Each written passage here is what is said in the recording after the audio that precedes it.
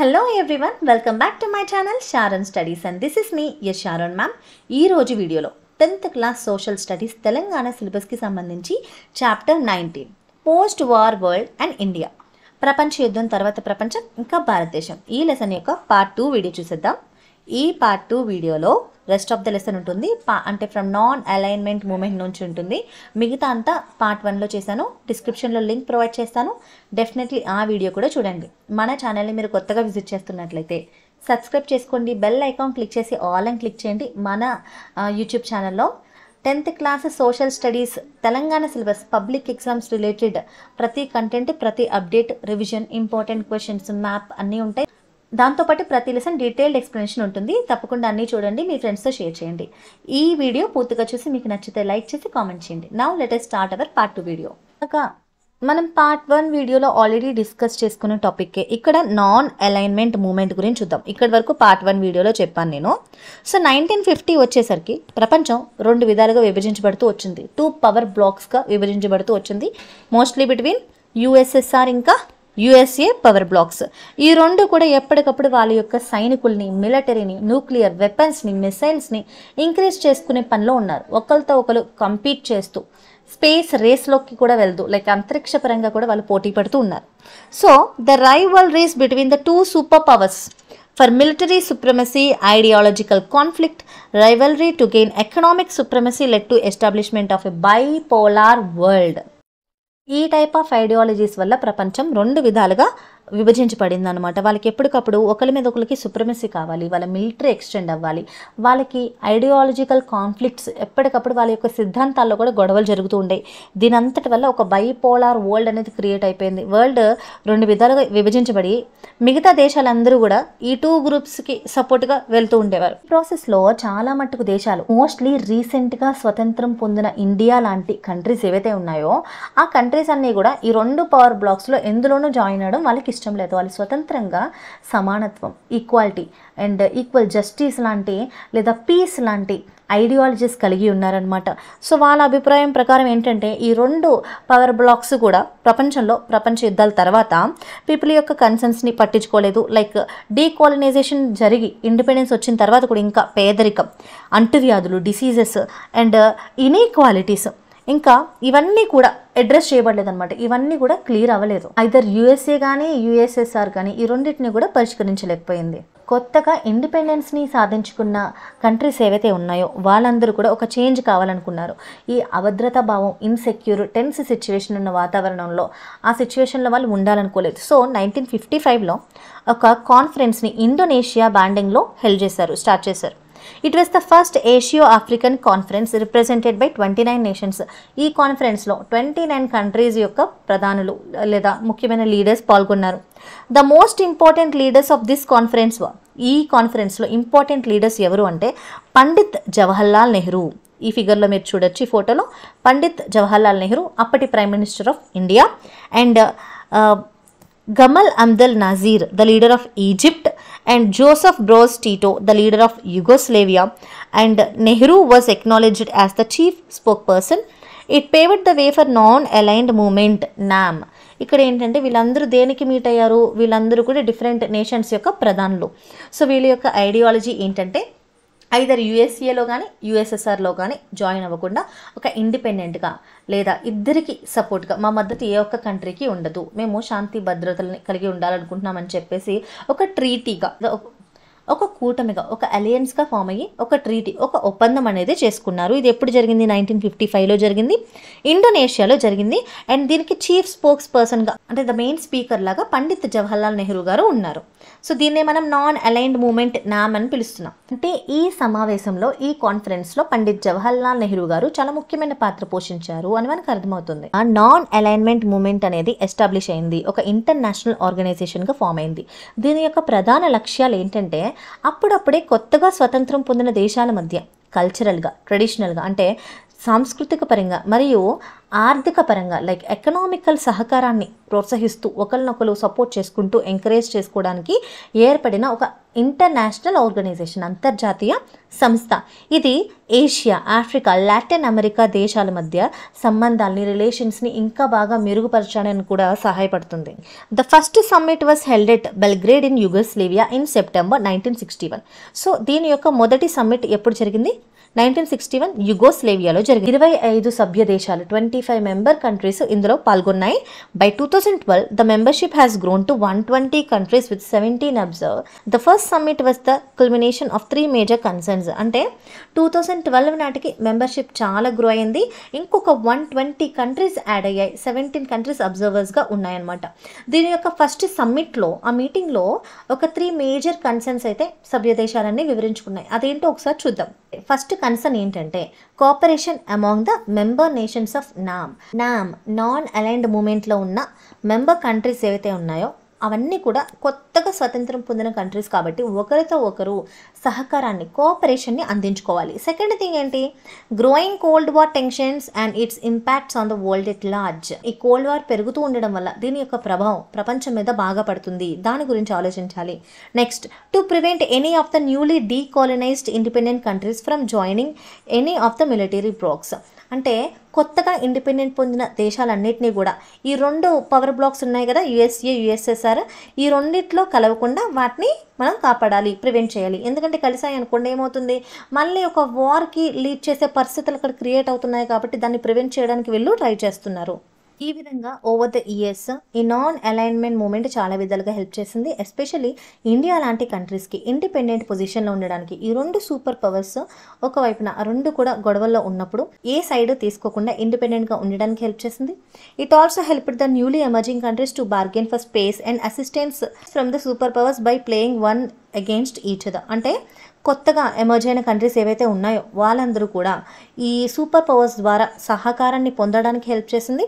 To some extent, కొంతవరకు it also help to ease tensions among the NAM countries. ఈ నామ్లో ఉన్న countries అందరి మధ్య ఎక్కువ గొడవలు, టెన్షన్స్ లేకుండా ఉండడానికి కూడా హెల్ప్ చేసింది.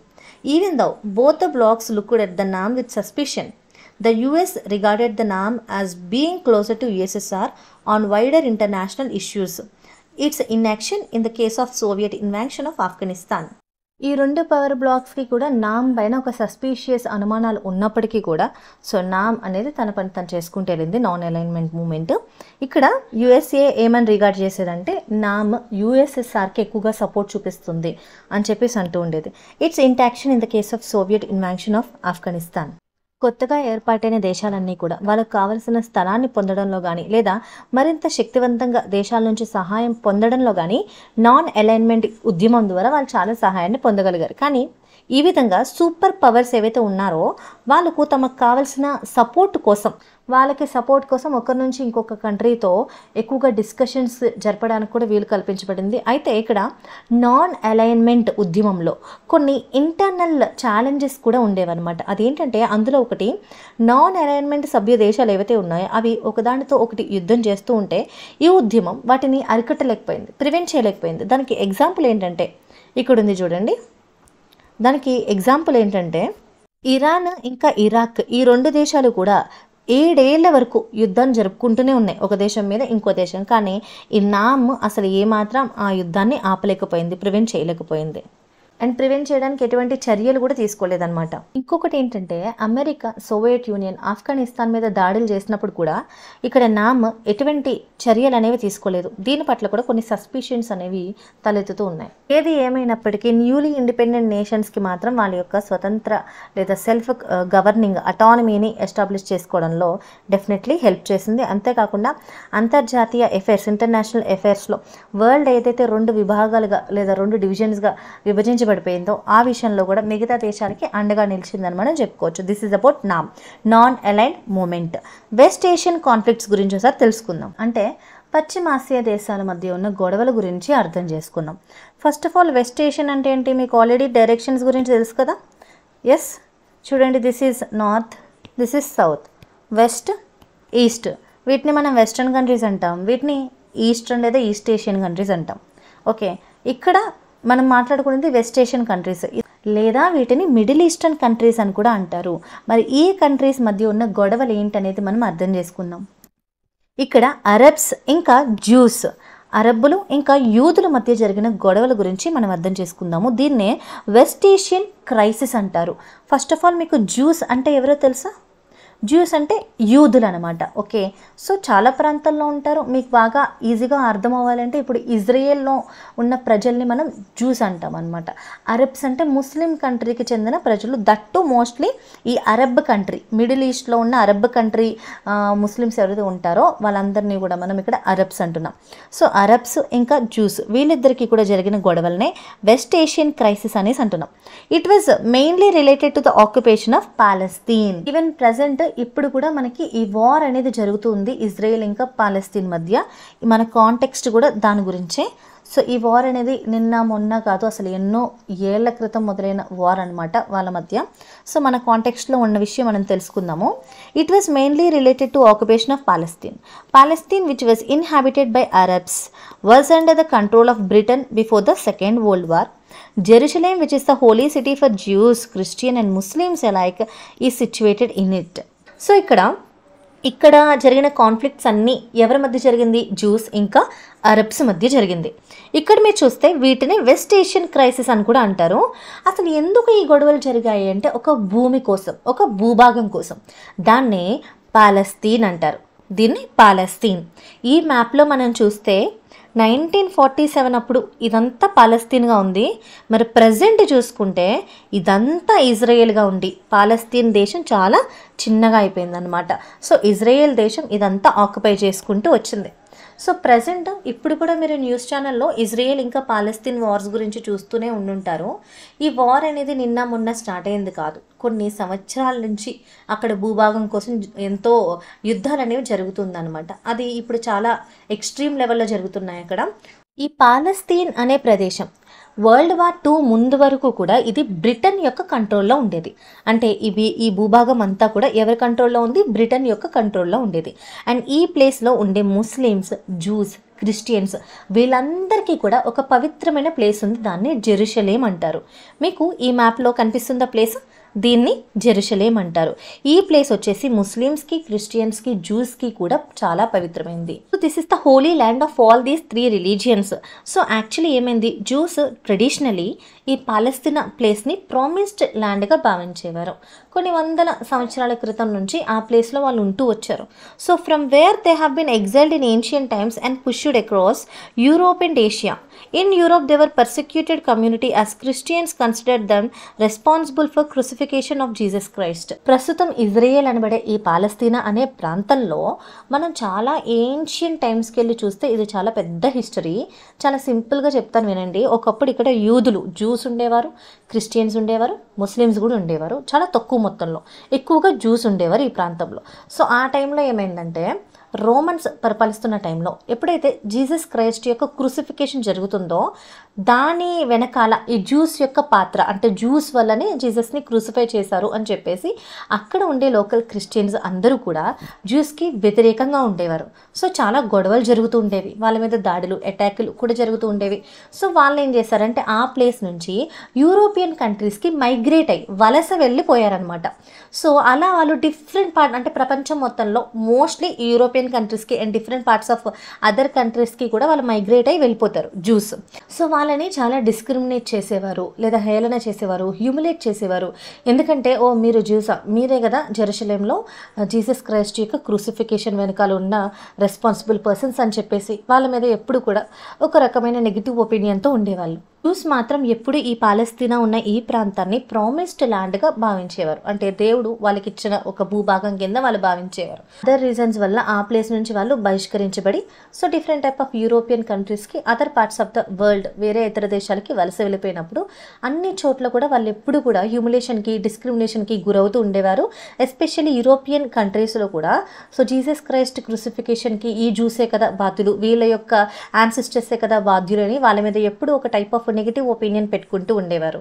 సో అదేవిధంగా ఎప్పుడైతే జర్మనీలో నాజీ ప్రభుత్వం వెలుగులోకి వచ్చిందో, ఈ హిట్లర్ అనే అతను రూలింగ్లోకి వచ్చాడో, ఆ తర్వాత ఈ జ్యూస్ని ఇబ్బంది పెట్టడం అనే ఇష్యూ చాలా ఎక్స్ట్రీమ్ లెవెల్కి వెళ్ళిపోయింది. మీకు ఆల్రెడీ గుర్తునే ఉంటుంది, మనం వరల్డ్ వార్ లెసన్లో కూడా మీకు చాలా డిస్క్రైబ్ చేశాను. అప్పుడు జర్మనీలో ఉన్న minority religious people juice, and వాళ్ళని హిట్లర్ ఏ విధంగా ఇబ్బంది పెట్టాడు, ఎంతమందిని చంపేశారనేది మనం ఆ లెసన్లో చాలా క్లియర్గా తెలుసుకున్నాము. ఎలా అంటే గ్యాస్ ఛాంబర్లో పెట్టి మరి ఒకేసారి మాస్ కిల్లింగ్, హోలోకాస్ట్ జరిపేవారు, చాలామందిని ఉరి తీసేవారు, చాలా రకాలైన ఇబ్బందులు, పనిష్మెంట్లు పెట్టేవారు అనమాట. ఇన్ని ప్రాబ్లమ్స్ జ్యూస్ అనేవాళ్ళు ఫేస్ చేశారు. ఈ ప్రాబ్లమ్స్ అన్ని వాళ్ళు ఫేస్ చేస్తూ ఉన్నప్పుడు ప్రపంచం మొత్తం డిఫరెంట్ ప్లేసెస్లో స్ప్రెడ్ అయిపోయి ఉన్న ఈ జ్యూస్ అందరూ కలిసి ఒక డిసిషన్కి వచ్చారు. మనమందరం ఒక ఉద్యమం చేయాలి. మనల్ని ఎక్కడికి వెళ్ళినా కూడా మనల్ని అక్కడి నుంచి నెట్టివేస్తున్నారు లేదా ఇబ్బందులు పెడుతున్నారు. మనకంటూ ఒక దేశం లేదు. అయినా ఇదివరకు నుంచి మనకంటూ ఒక దేశం ఉంది. అంటే ముందు వాళ్ళకంటూ ఒక దేశం ఉండేది, కానీ అక్కడి నుంచి వాళ్ళు బహిష్కరించబడి లేదా వారంతటి వాళ్ళు కూడా డిఫరెంట్ ప్లేసెస్కి మైగ్రేట్ అయిపోయారు.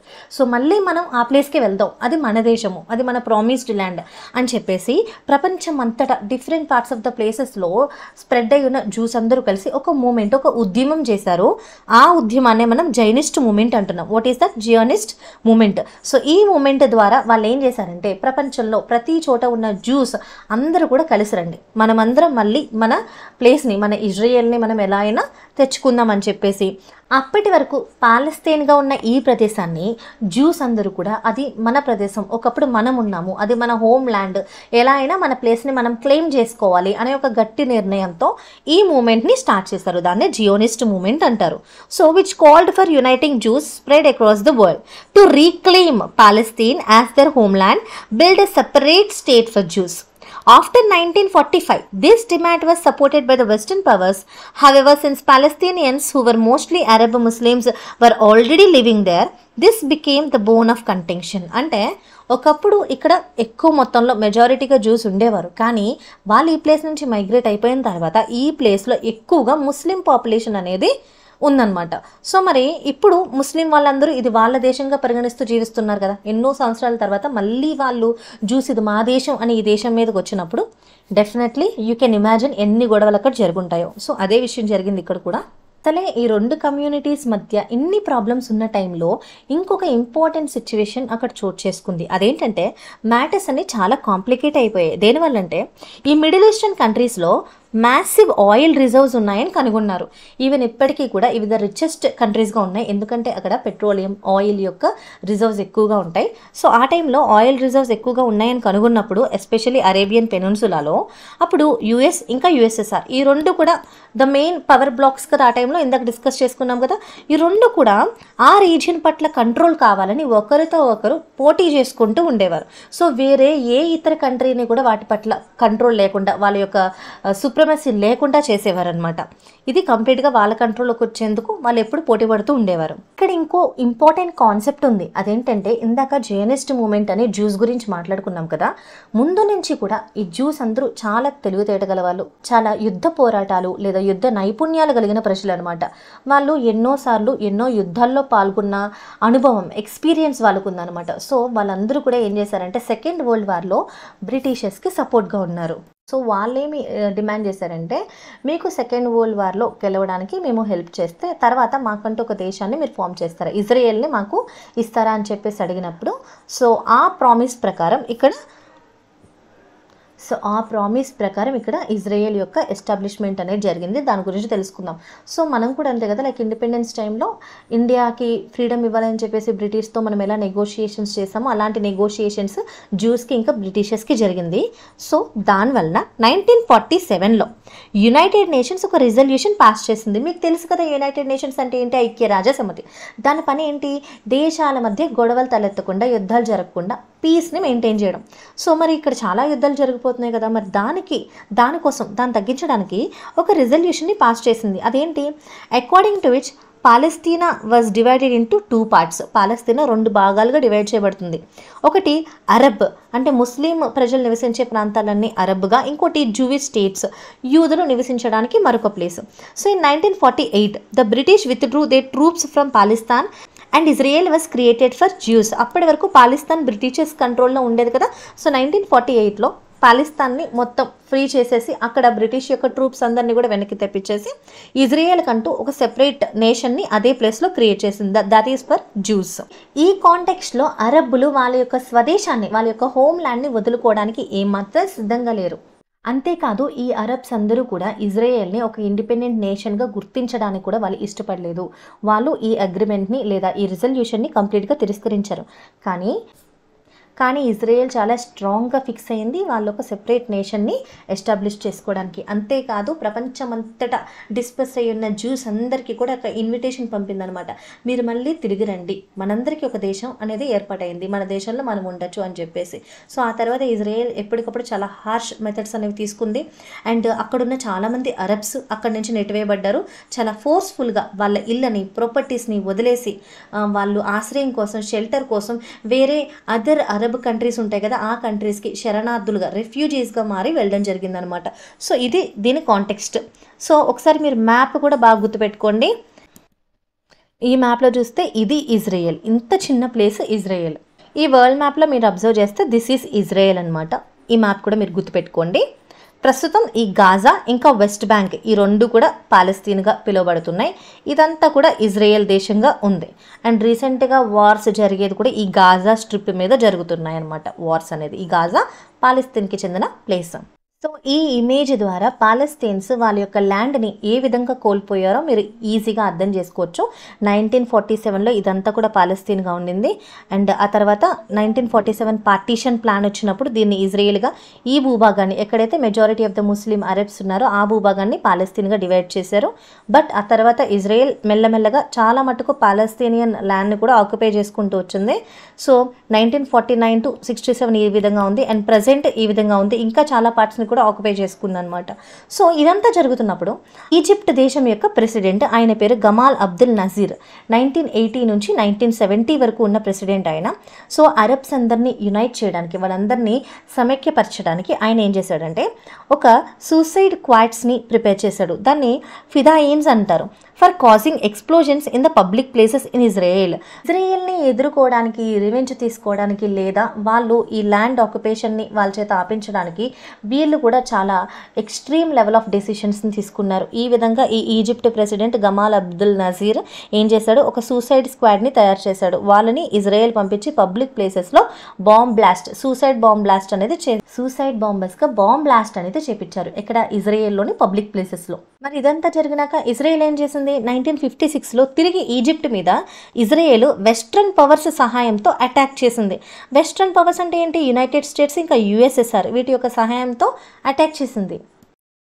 కానీ అదే సమయంలో ఈ వెస్ట్రన్ పవర్స్ ఇంకా యుఎస్ఎస్ఆర్, యుఎస్ఏ కూడా ఈ వార్ని ఆపమని చెప్పి డిమాండ్ చేశాయి. ఈ విధంగా ఈ కంట్రీస్ అన్నీ కూడా వార్ని ఆపమని చాలా పెద్ద ఎత్తున డిమాండ్ చేయడంతో సో ఇజ్రాయెల్ ఏం చేసిందంటే వాళ్ళ యొక్క సైన్యాన్ని వెనక్కి విత్డ్రా చేయించింది, యుద్ధాన్ని ఆపేసింది. ఈ విధంగా 1967లో వాళ్ళు యుద్ధాన్ని ఉపసంహరించుకున్నారనమాట, వదిలేశారు అక్కడితో. ఆ విధంగా ఈజిప్ట్కి ఇజ్రాయెల్కి జరుగుతున్న యుద్ధం అనేది ఎండ్ అయిపోయింది, ఆగిపోయింది ఇజ్రాయెల్ వెనక్కి తగ్గడం వల్ల.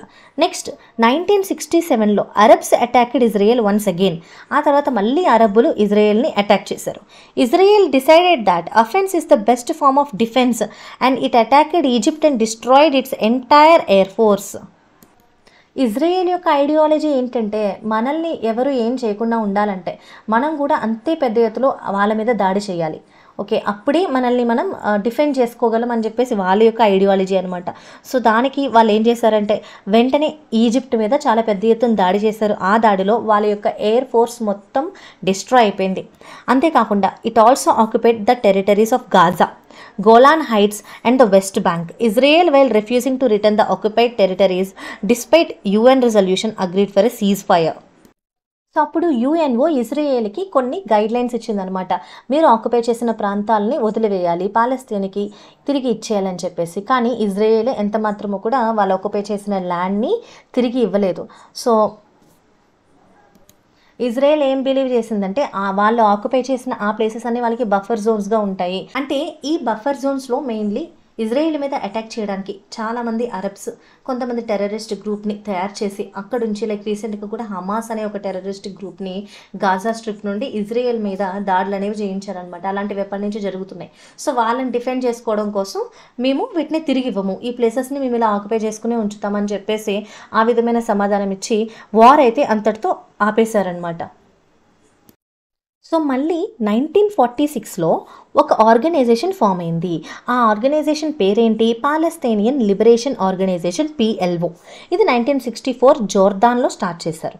అసలు ఈ ఆర్గనైజేషన్ యొక్క లక్ష్యం ఏంటంటే, సో పాలస్తీన్లో ఈ అరబ్బులు వాళ్ళ భూభాగాన్ని ఏదైతే కోల్పోయారో మళ్ళీ తిరిగి దాన్ని ఏ విధంగానైనా పొందడమే వీళ్ళ యొక్క లక్ష్యం.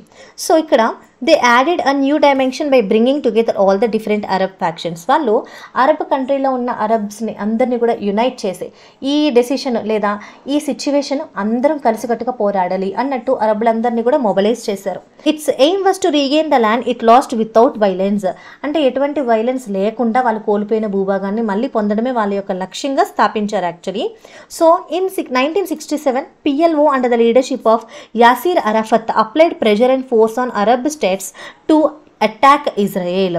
1967లో అరబ్ స్టేట్స్ అన్నిటికీ like Qatar, Yemen, Oman, Dubai, or Saudi, ఇవన్నీ ఏంటి గల్ఫ్ అరబ్ కంట్రీస్, వాళ్ళందరినీ కూడా ఇజ్రాయెల్ మీద మనమందరం అటాక్ చేయాలి, కలిసికట్టుగా ఉండాలి అని చెప్పేసి మొబిలైజ్ చేసి వాళ్ళని ఒప్పించారు. వాళ్ళని ఒప్పించడానికి ట్రై చేశారు. కానీ ఈ సిచ్యువేషన్లో అరబ్బులు మాత్రం ఏ విధంగానూ అంత ఎంతూజియాస్టిక్గా లేదా ఇంట్రెస్టెడ్గా లేరు దాంట్లో పాల్గొనడానికి. యుద్ధంలో ఇన్వాల్వ్ అవ్వడానికి అరబ్స్ ఏమాత్రం అంత ఇంట్రెస్ట్గా అయితే లేరు. దేని కారణంగా ఈ PLOలోనే 2 గ్రూప్స్ అనేవి ఫామ్ అయ్యాయి అనమాట. ఎవరైతే చాలా దృఢంగా ఎట్టి పరిస్థితుల్లో ఇజ్రాయెల్ మీద దాడి చేసి మళ్ళీ భూభాగాల్ని వెనక్కి తీసుకోవాలి అని చెప్పేవాళ్ళు వాళ్ళు ఏం చేశారంటే కొంచెం ఎక్స్ట్రీమ్ యాక్షన్స్ని చేపట్టారు. లైక్ ఎలాంటివంటే a faction of PLO led by Arafat నేతృత్వంలో ఉన్న ఈ గ్రూప్ అంతా కూడా they carried out terrorist attacks like ప్లేన్ని హైజాక్ చేయడము, లేదా ఇజ్రాయెల్ యొక్క ఒలింపిక్ స్క్వాడ్ ఉంటారు కదా వాళ్ళని బంధించడము. Holding the Israel Olympic squad at Munich Olympics as hostages in September 1972 and killing many of the sport persons etcetera. అంటే ఒకటి వాళ్ళు ప్లేన్స్ని హైజాక్ చేయడం లాంటివి, మరొకటి ఇజ్రాయెల్ ఒలింపిక్ స్క్వాడ్ ఎవరైతే ఉంటారో వాళ్ళని మునిచ్లో హోస్టేజెస్గా బంధించి అండ్ చాలామంది స్పోర్ట్స్ పర్సన్స్ని 1972 సెప్టెంబర్లో చంపేయడం, హత్య చేయడం అనేది జరుగుతుంది. Israel used such attacks by Palestinians to mount further attacks on them, refused to implement the promises it had made. ఈ విధంగా ఈ రీజియన్, ఈ ప్రాంతం అంతా కూడా టెర్రరిస్ట్ యాక్టివిటీస్తో ఎప్పటికప్పుడు బాంబ్ బ్లాస్ట్లు, హైజాకింగ్ లేదా కిడ్నాపింగ్ ఇవన్నీ చేస్తూ ఒక భయంకరమైన స్టేట్లో, ఒక భయంకరమైన ఎన్విరాన్మెంట్గా ఉండేది.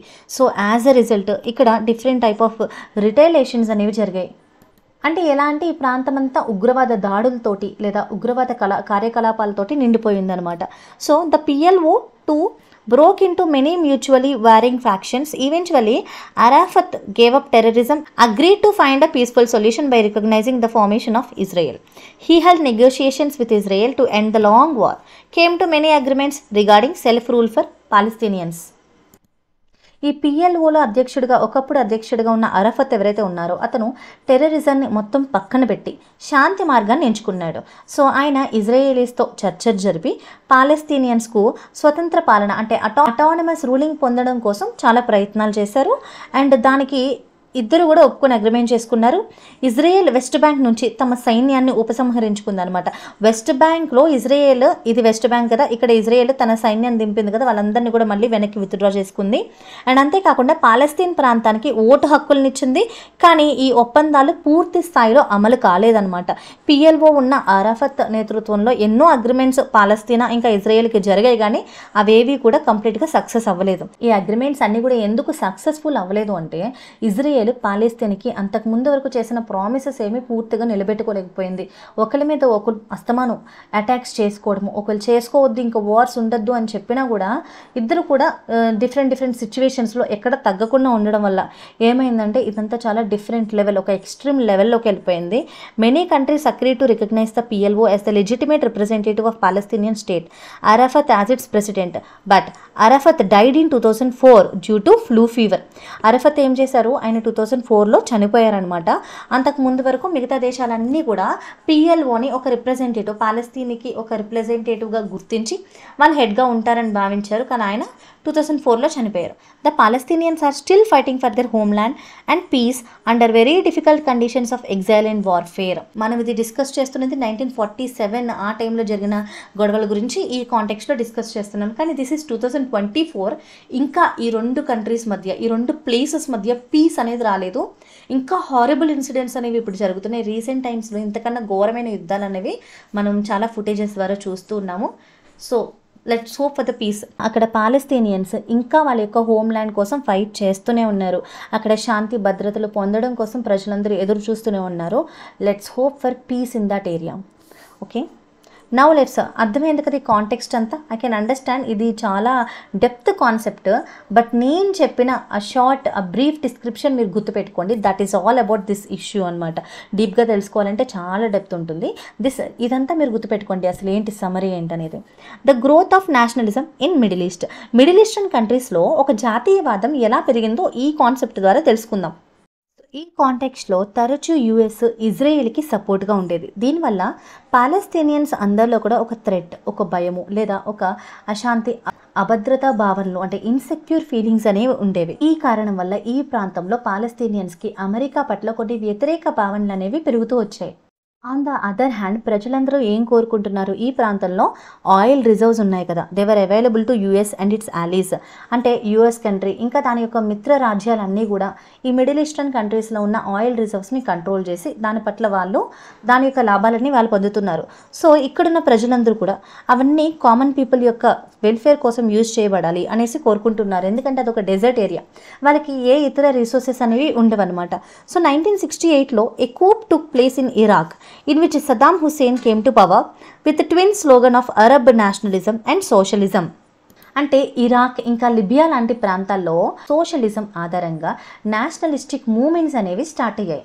సద్దాం హుస్సేన్ ఇరాక్లో అధికారాలన్నీ చేపట్టాడు. అంటే అతను పవర్లోకి వచ్చాడు. అక్కడ ప్రభుత్వాలన్నీ కూడా ప్రజల యొక్క పేదరికాన్ని తగ్గించడానికి వాళ్ళ యొక్క సమస్యలు పట్టించుకోవడానికి ప్రయత్నించాయి, కానీ అవి సక్సెస్ఫుల్గా చేయలేకపోయాయి అనమాట. ఏ ప్రభుత్వం కూడా ఆ ప్రాంతంలో ఉన్న ప్రజల్ని కాపాడలేకపోయాయి.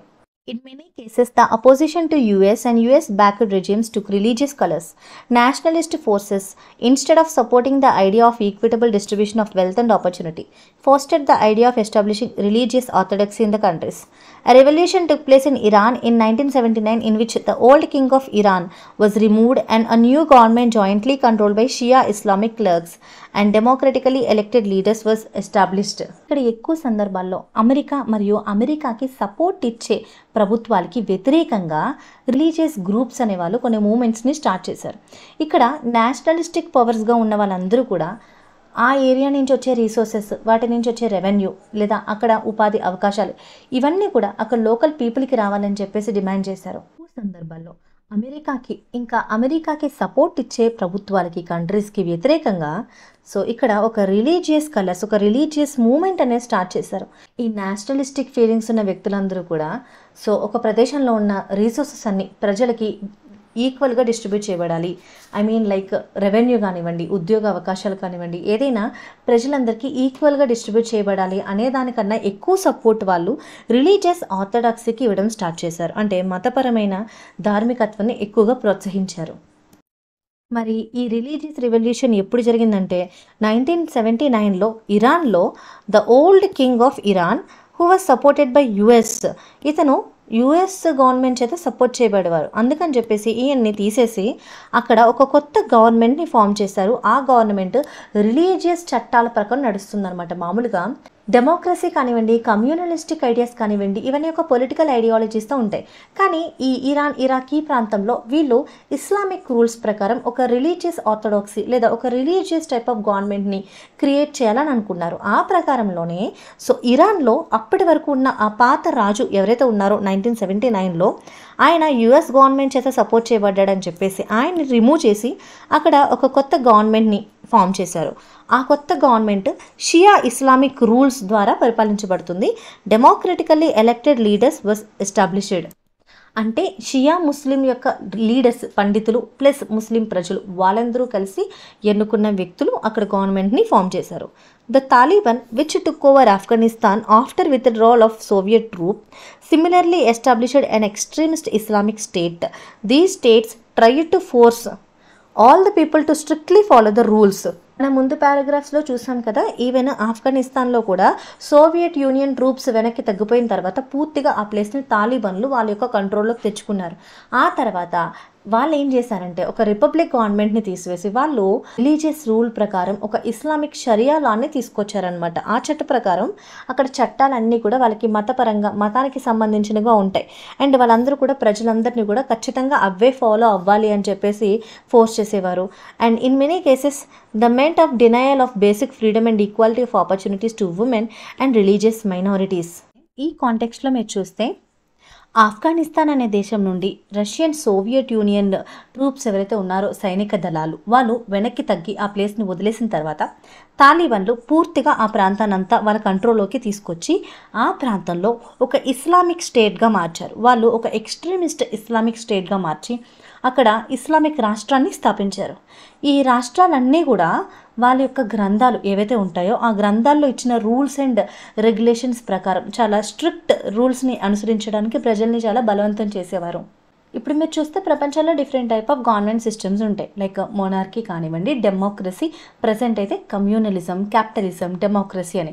కానీ ఈ కంట్రీస్ మోస్ట్లీ రిలీజియస్ ఆర్థోడాక్సీగా అంటే మతపరమైన గ్రంథాల ప్రకారం వాళ్ళు షరియా లా అని ఒక ఇస్లామిక్ స్టేట్లో షరియా లా అని చెప్పేసి ఆ చట్టాన్ని ఫాలో అవుతారు. ఇవి ప్రజల మీద చాలా బలవంతంగా రుద్దేవారు. ఇన్ సమ్ కేసెస్ వాళ్ళు ఏం చేసేవారంటే బేసిక్ ఫ్రీడమ్ని కూడా డినే చేసి ఆ ఏరియాలో అంటే ఆ రీజన్లో ఉండే ఉమెన్కి ఇంకా మైనారిటీ రిలీజియస్గా ఉన్న ప్రజలందరినీ కూడా చాలా ఇబ్బందులకి గురి చేసేవారు. వాళ్ళకి సమానమైన అవకాశాలని కల్పించేవారు కాదు. సో 21st సెంచరీ స్టార్టింగ్కి వచ్చేసరికి ఈ అరబ్ కంట్రీస్లో డిసప్పాయింట్మెంట్ లేదా డిస్సాటిస్ఫాక్షన్ అనేది పెరుగుతూ వచ్చింది. So which resulted in the growth of religious terrorism. దీనివల్ల ఆ ప్రాంతంలో మతపరమైన ఉగ్రవాద చర్యలు, టెర్రరిస్ట్ యాక్టివిటీస్ ఎక్కువగా పెరుగుతూ వచ్చాయి.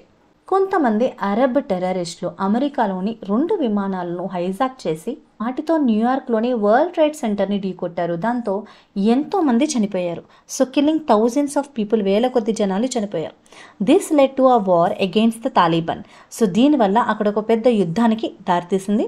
ఈ ఘటన తర్వాత తాలిబాన్ల వ్యతిరేకంగా ఒక యుద్ధం అనేది మొదలైంది. అండ్ అంతేకాకుండా చివరికి ఇరాక్తో కూడా యుద్ధం జరగడం వల్ల సో దీనివల్ల తాలిబాన్లకి అగెయిన్స్ట్గా ఒక వార్ అనేది జరుగుతూ వచ్చింది.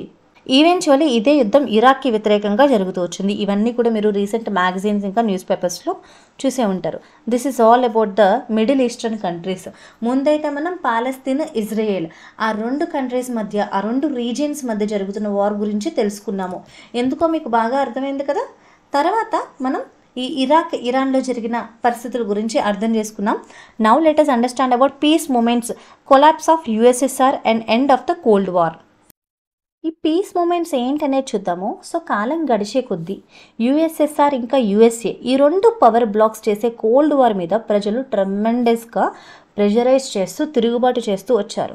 సో వాళ్ళు ఏం చెప్తూ వచ్చారంటే వాళ్ళ మీద USA ఇంకా USSR మీద చాలా ప్రెషర్ని తీసుకొచ్చారు. దేని గురించి, మీరు మీ యొక్క వెపన్ కాంపిటీషన్ ఏదైతే ఉందో పోటాపోటీగా వెపన్స్ని ఎలా అయితే మీరు తయారు చేసి స్టోర్ చేస్తున్నారో దాన్ని డెఫినెట్గా తగ్గించుకోవాలి.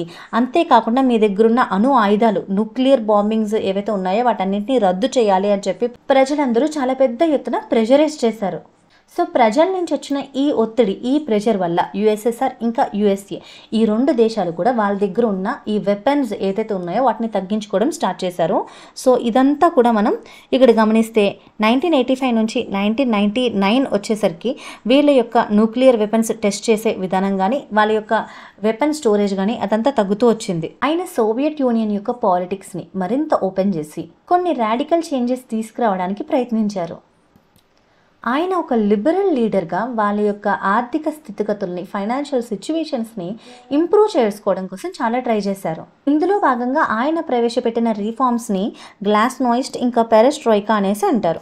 So around the same time the countries of eastern Europe faced serious economic crisis and the USSR was not in position to help them. ఇదే టైంలో ఈస్టర్న్ యూరోపియన్ కంట్రీస్ అన్నీ కూడా చాలా ఎకనామిక్ క్రైసిస్ పొందుతున్నాయి. వాళ్ళందరూ కూడా ఆర్థికంగా చాలా కష్టాన్ని ఫేస్ చేస్తున్నారు. కొన్ని ఆ టైంలో USSR ఎటువంటి సహాయం కూడా చేయలేకపోయింది.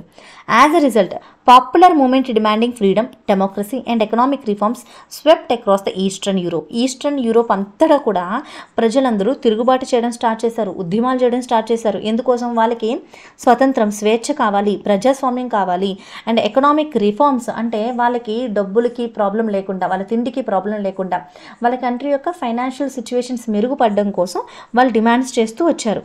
Soon the governments were unable to manage the country అంటే ప్రజల నుంచి వస్తున్న ఈ ఒత్తిడి తట్టుకోలేక, వాళ్ళ యొక్క తిరుగుబాటుల్ని ఆపలేక, అణచివేయలేక, ఇదంతా మేనేజ్ చేయలేక అక్కడున్న సోవియట్ యూనియన్ గవర్నమెంట్ అంతా కొలాప్స్ అయిపోయింది.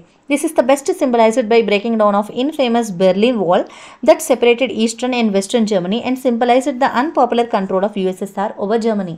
దీనికి బెస్ట్ ఎగ్జాంపుల్ ఏంటంటే ఇక్కడ వెస్ట్ జర్మనీ ఇంకా ఈస్ట్ జర్మనీని సెపరేట్ చేస్తూ బెర్లిన్ వాల్ ఏదైతే ఉంటుందో దాన్ని కూల్చివేయడం ద్వారా యుఎస్ఎస్ఆర్ జర్మనీ పైన ఉన్న కంట్రోల్ని కంప్లీట్గా వదులుకునేంతగా వాళ్ళ యొక్క మూమెంట్స్ అనేవి అంత ఎక్స్ట్రీమ్ లెవెల్లో ఉద్యమాలు ముందుకు వెళ్తూ తీసుకొచ్చారు. మనం ఏం తెలుసుకుంటున్నాము? సోవియట్ యూనియన్ ఎలా కొలాప్స్ అయిపోయిందో తెలుసుకుంటున్నాం. In USSR itself communist hardliners encouraged a coup in 1991. 1991 టైంకి అక్కడున్న కమ్యూనిస్టులు అందరూ కూడా ఒక కూప్ని ఎంకరేజ్ చేస్తూ వచ్చారు. ఎందుకోసం అంటే అప్పటి వరకు అధికారంలో ఉన్న గోర్బచావ్ని పవర్లో నుంచి రిమూవ్ చేయడం కోసం. అది బ్యాక్ ఫైర్ అయ్యి Boris Yeltsin resisted the coup on the behalf of Russian పార్లమెంట్కి బిహాఫ్గా బోరిస్ ఎల్స్టిన్ దాన్ని నిరసన తెలుపుతూ వచ్చారు. He eventually won the presidential elections. తర్వాత ఆయన ఎలక్షన్స్ని గెలిచారు. అంతేకాకుండా announced the disbanding of USSR in 1991లో యుఎస్ఎస్ఆర్ని తీసివేస్తూ అనౌన్స్ చేశారు. The components of former USSR became independent countries and many of them formed an alliance with Russia later on. ఈ విధంగా 1991లో సోవియట్ యూనియన్ను రద్దు చేయాలని ఆయన ప్రకటించిన తర్వాత, అంటే అంతకు ముందు వరకు ఈ సోవియట్ యూనియన్లో భాగంగా ఉన్న చిన్న చిన్న దేశాలన్నీ కూడా ఇండిపెండెంట్ నేషన్స్గా మారాయి అండ్ చాలా మటుకు ఇండిపెండెంట్గా ఎస్టాబ్లిష్ అయ్యాయి. కొన్ని మటుకు తర్వాత మళ్ళీ రష్యాలో కలిసిపోయాయి. ఈ విధంగా USSR, united soviet socialist Russia అనేది కొలాప్స్ అయిపోయింది. ఈ విధంగా యుఎస్ఎస్ఆర్ కొలాప్స్ తర్వాత ఒక కొత్త ఎరా అనేది వరల్డ్ పాలిటిక్స్లో స్టార్ట్ అయింది. The era of unipolar world and the era of globalisation. అంటే ప్రపంచంలో ప్రపంచీకరణ అనే ఒక యుగం మొదలైంది. మనం ఆల్రెడీ ఈ గ్లోబలైజేషన్ అంటే ఏంటో మన ప్రీవియస్ లెసన్స్లో 10th లెసన్లో నేర్చుకున్నాము. ఆ వీడియో కూడా మన ఛానల్లో ఉంటుంది. మీకు ఆ లెసన్ అర్థం కాకపోయింటే ఒకసారి ఆ వీడియో కూడా చూడండి, అర్థమవుతుంది. ఈ విధంగా యుఎస్ఎస్ఆర్ అనేది కొలాప్స్ అయ్యి యుఎస్ఎస్ఆర్లో భాగంగా ఉన్న రష్యా కాకుండా చుట్టుపక్కల ఉండే చిన్న చిన్న నేషన్స్ అన్నీ ఇండిపెండెంట్ నేషన్స్గా ఎమర్జ్ అయ్యాయి, కొన్ని రష్యాతో కలిసిపోయాయి. Now let us try to understand about India and its neighbors. భారతదేశం ఇంకా భారతదేశం యొక్క పొరుగు దేశాలు, చుట్టుపక్కల ఉన్న కంట్రీస్ గురించి తెలుసుకుందాం.